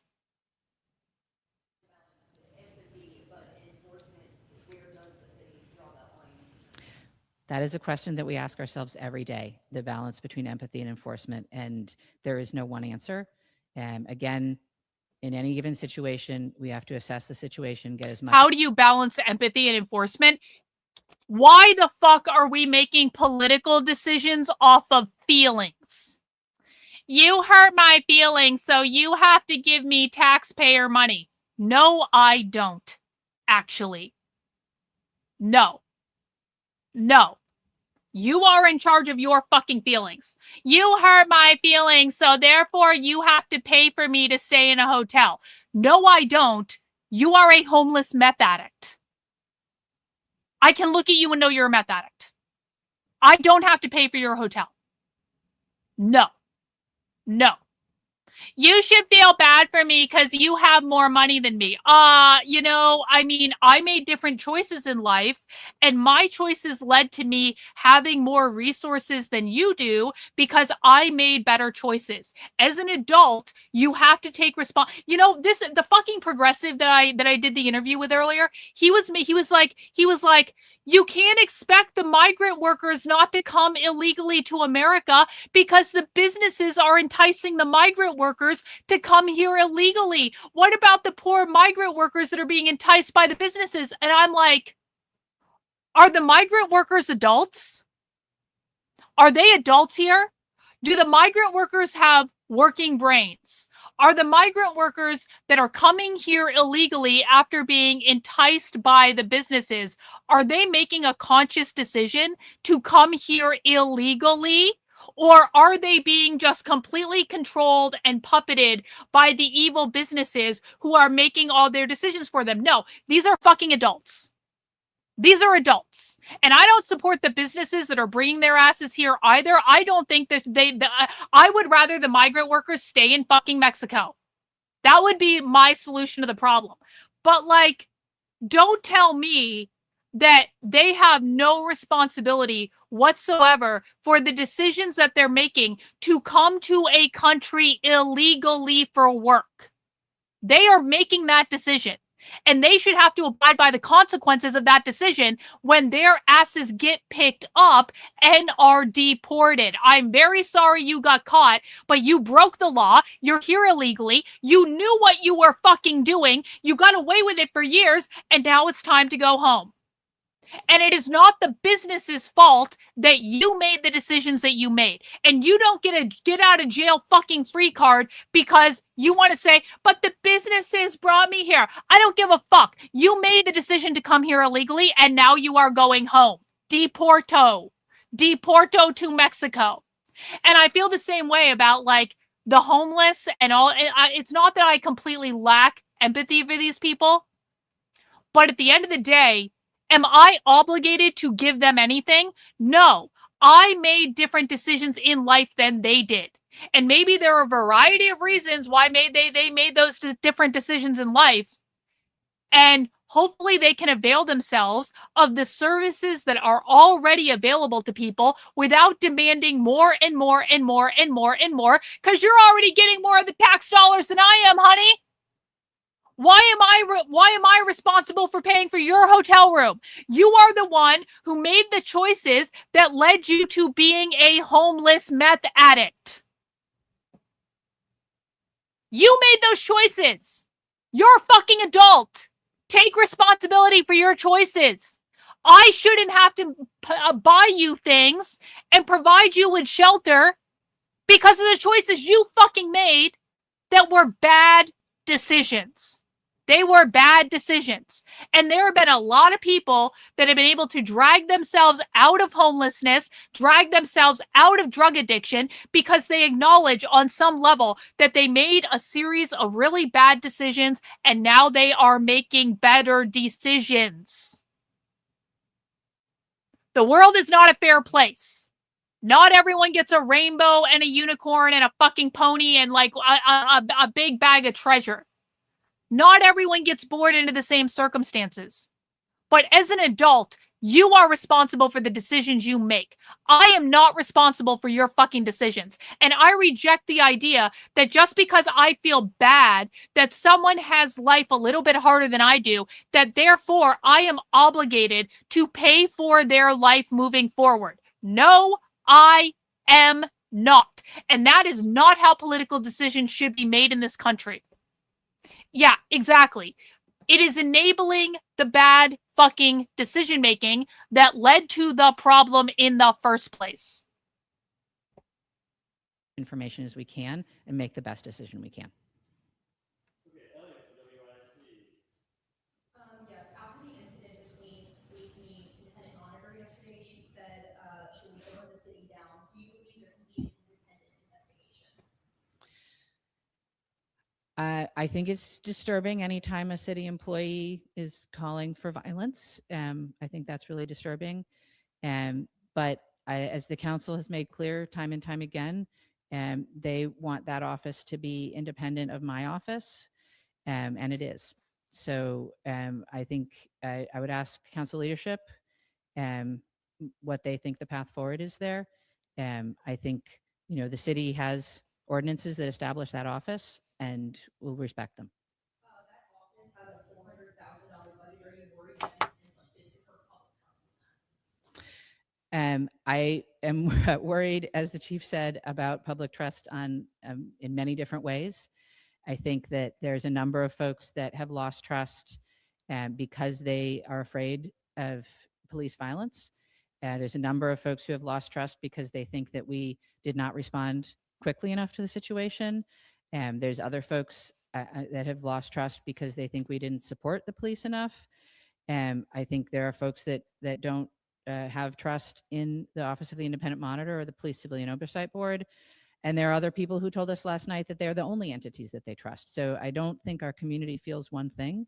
I think they feel many things. And that's part of our work going forward, is to have those hard conversations and listen to people that we might disagree with and try and come to a compromise about where our city goes next. Yo, we got a super chat.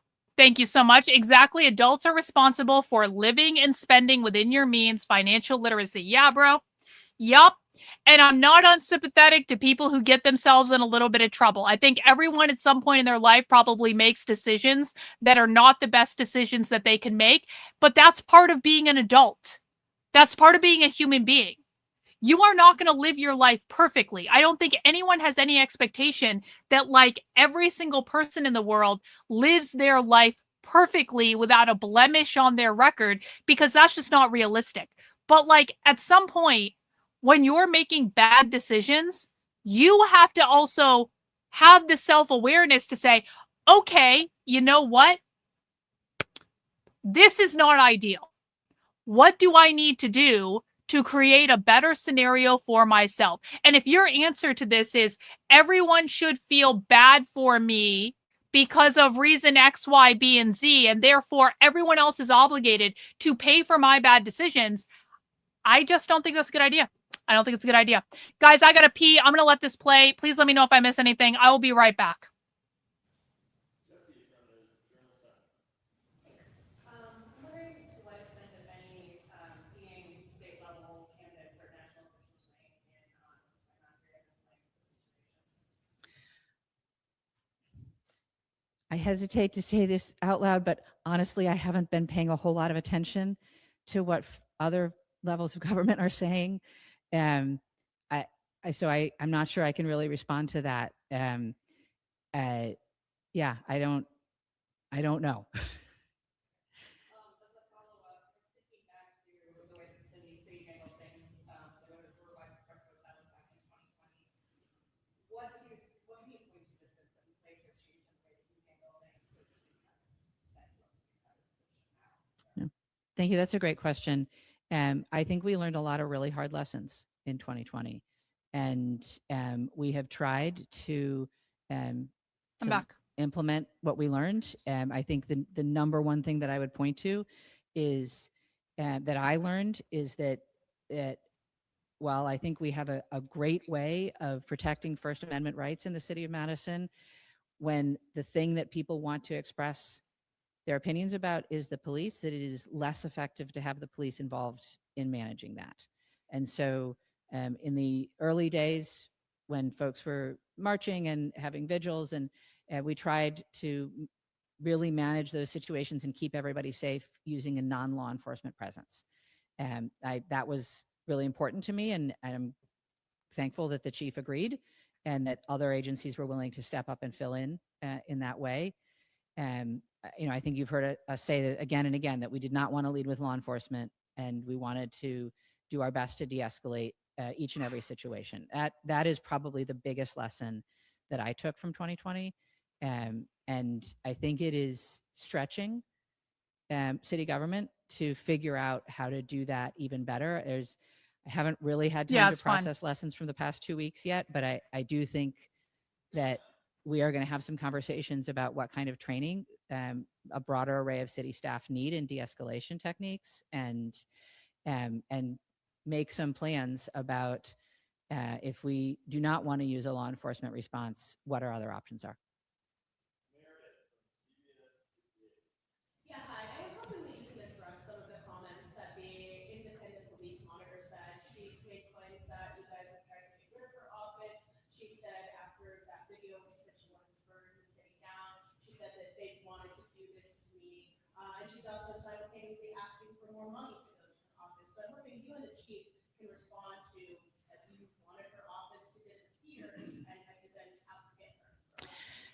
Absolutely not. I mean, I believe in civilian oversight of the police. That's something that in 2020 we started to work on in my office. The council made it clear that they wanted to control that process, and they did.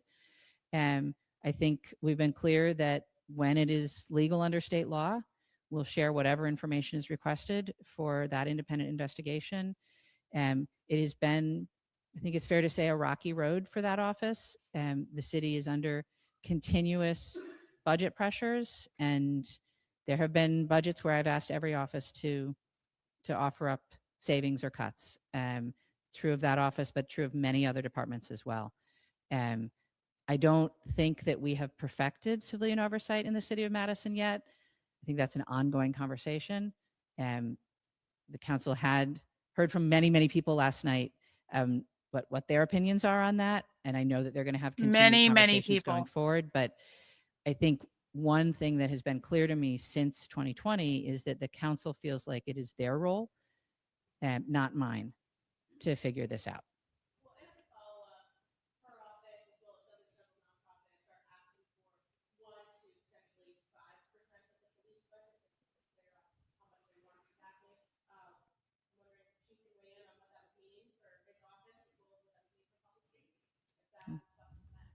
Well, I think when we're talking about the city budget, the most important thing to understand is that because of the incredibly strict limits placed by the state legislature, this year for the 2027 operating budget, our cost to continue, our cost to do what we are doing today is $7.2 It is on their million YouTube over the expenditure restraint limit. So just to have a budget where we do not lose further state aid, we would have to cut $7.2 million from the city budget. So that is the context for any conversation about budgets going forward. The council and I are going to have to make some really hard decisions, and hopefully we can find solutions that don't harm any city services. But I'm not prepared to say that we can increase funding to any agency until we solve that problem. And I think that should be the focus of any conversations about the 2027 budget, is how we are going to comply with state law and deal with the incredibly strict limits that the state legislature has placed on us.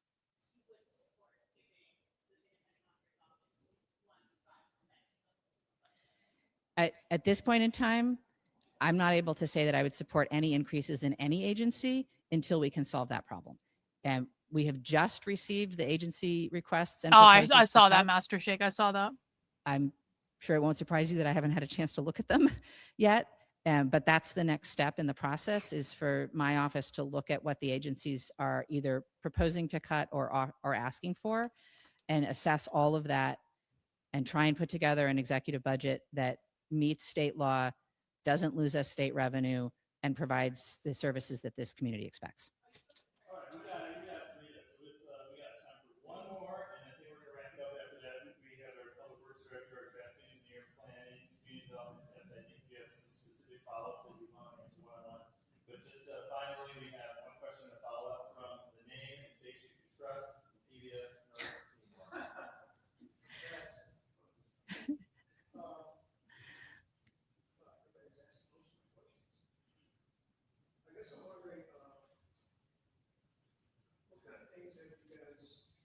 Hang on, we got a question from Dark One. Let me see. I have a question. The far left wants migrants to destabilize the local economy, or do they feel they have to help migrants?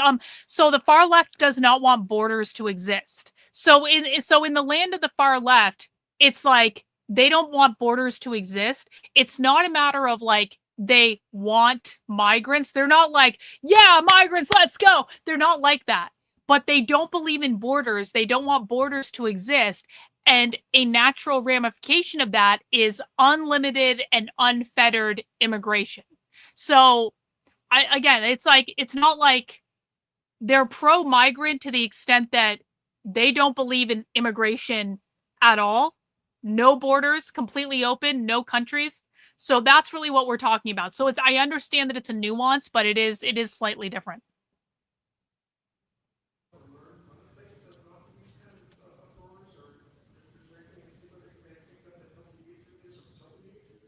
That's an excellent question. I will say that I am privileged to be part of a community of mayors around the country, and many of them have reached out to me over the past 2 weeks and offered their advice and support, and been a sounding board for me. So yes, there's many things that folks have offered from their experiences. I did specifically, I've talked to the former mayors of Louisville and Minneapolis. The current mayor of Minneapolis has been in touch, and they have offered a whole list of their experiences mostly and what they learned, in hopes that I could then learn from it as well. I think you've seen a lot of that in how we've moved, in particular trying to communicate as best as possible and to support the fact that people do need to grieve and protest, but also that we can't allow continuing negative impacts on the neighborhood. That balance and being able to talk through that balance with other mayors has been really helpful. I'm not aware of any protesters that were at my house last night.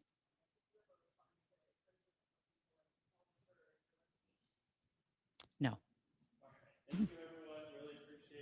Thank you all. Is that it? That's it. That's the press conference. All right. I mean, listen, man. Listen, I have to give a tentative W to the mayor, because at least the mayor is basically like, we're not bringing back the fucking encampment. Like, she's doing it in a really nice, like, Democrat way. But, like, the mayor is actually standing up to these people. This so rarely happens. And, you know, I got a weird DM on Twitter yesterday. I got a weird DM from someone who was like, Karlyn, I work for the city of Madison, and we were always going to stand up to them. And I'm like, bullshit. Bullshit you were. Bullshit you were. I don't believe for one red second, if this had not gotten the national media attention that it did because of my coverage, because of Nick Sorter showing up, because we were able to get information out about what was actually happening there, I don't believe this would have gotten shut down. I just don't. And there was no amount of like, oh, we as the city of Madison totally had it handled before you showed up. No, I don't actually think you did. I don't think you did at all in any way. And I think if I hadn't been covering it and it hadn't gotten the national exposure because of my fucking coverage, and then Nick Sorter hadn't shown up to bring even additional exposure to the fact that those were dangerous fucking drug addicts controlling that intersection, I don't think that this would have shut it down. I don't think they would have shut it down at all. I think it would still be going. And so I have to give W's to the mayor for finally standing up. And by the way, I also want to mention this. There were a lot of people in the community who were calling them and complaining. I know that directly. So I'm not saying that I was the only person involved in this. I'm not even saying that the national coverage was the only thing involved in this. I think so many people in the community called them and was like, what the fuck? We don't want this. And if there's one piece of advice I would give people when you find yourself in a situation like this, you cannot kowtow to these people. You cannot prevent yourself from speaking up about something you don't like because you're afraid of what the activists will do. You have got to be calling the city. You have got to be calling the police. You have got to be reporting shit when it happened. Do not assume that things are just going to go away if you do not take action to speak up and stand up for yourself. And when you stand up for yourself, the people controlling these leftist mobs, they are not going to be on your side. They are not going to support you. They are going to name call you. They are going to insult you. They are going to gaslight you. They're going to try to make you feel bad. You cannot give in to these people. Do not bend the knee. It is your community just as much as it is theirs. That's what the leftists kept saying. They're like, we don't really, those people that don't like it in the community, well, this is a democracy and we're going to do what we want. It is a fucking democracy. And if you are speaking up, and if there's more people speaking up saying, we don't want this to continue, you need to put an end to this, that is the side that's going to win. And I promise you, I know they were getting phone calls from local residents saying, fuck this shit. You need to shut it down. Now, those people may not have been out there in the protest zone, but it doesn't mean they weren't speaking up. And so those people who spoke up, even though they know that it was not going to be a popular thing to do so, they also deserve the credit. The police that were pushing for this encampment to come down, the police who were pushing for this encampment to come down, they also deserve some of the credit. Not that cuck police chief. I do not like that police chief at all. But I spoke to like 5 different police officers on the night that Nick Sorter and I had to call 911, and they all wanted it to stop. And they were more than willing to do what was required to get it to stop. So at the end of the day, we do have to give the mayor a W, because even though she's a woman and even though she's a Democrat, she stood up and did the right thing. Okay? She stood up and did the right thing. So we'll see where it goes from here. I know the protesters are still protesting. I know they're still upset about it. We're going to keep monitoring the situation, and we'll see where it goes from here. Thank you, Dees, for the super chat. Imagine being a tourism sector business and that shit show was ongoing and getting publicized, however little as mainstream ignored it largely. Yep. I agree. Thank you so much for the super chat. So, guys, I think we're going to have a shorter stream today because, just not getting that much support today, but I do appreciate everyone who sent in channel memberships. I do appreciate everyone who sent in super chats. If we had a little bit more support, maybe I would continue the stream, but that's okay. You want to know why? Because you guys sent me a fuck ton of support yesterday, and so I'm not really worried about it. On the week, it's going to balance out, and so I'm not really that worried about it. But I am going to take a shorter stream today because I was streaming late into the night, and I got other shit I need to do. I still haven't even unpacked my suitcase yet. So I will be back tomorrow. I want to thank everyone who sent in the 15 channel memberships. I want to thank everyone who sent in super chats today. We're even getting one from NW on the way out the door. W's, bro. W's. Really appreciate it.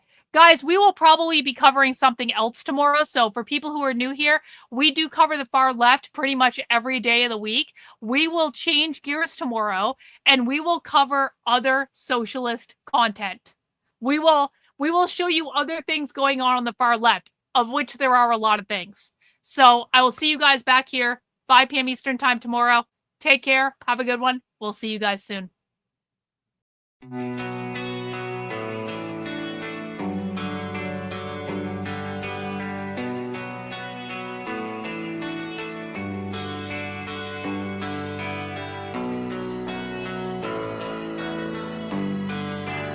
How are you feeling? How long have you been here? 3 months, May 17th. And what brought you? That's difficult to answer.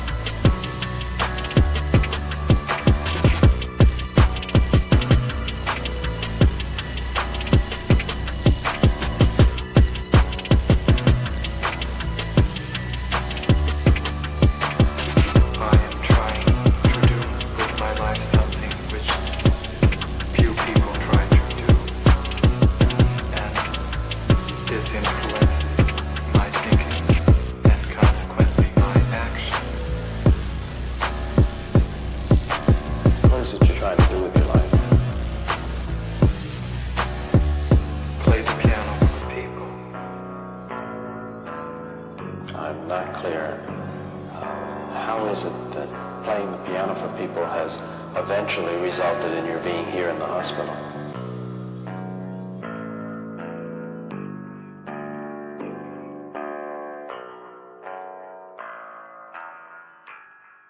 That's difficult to answer.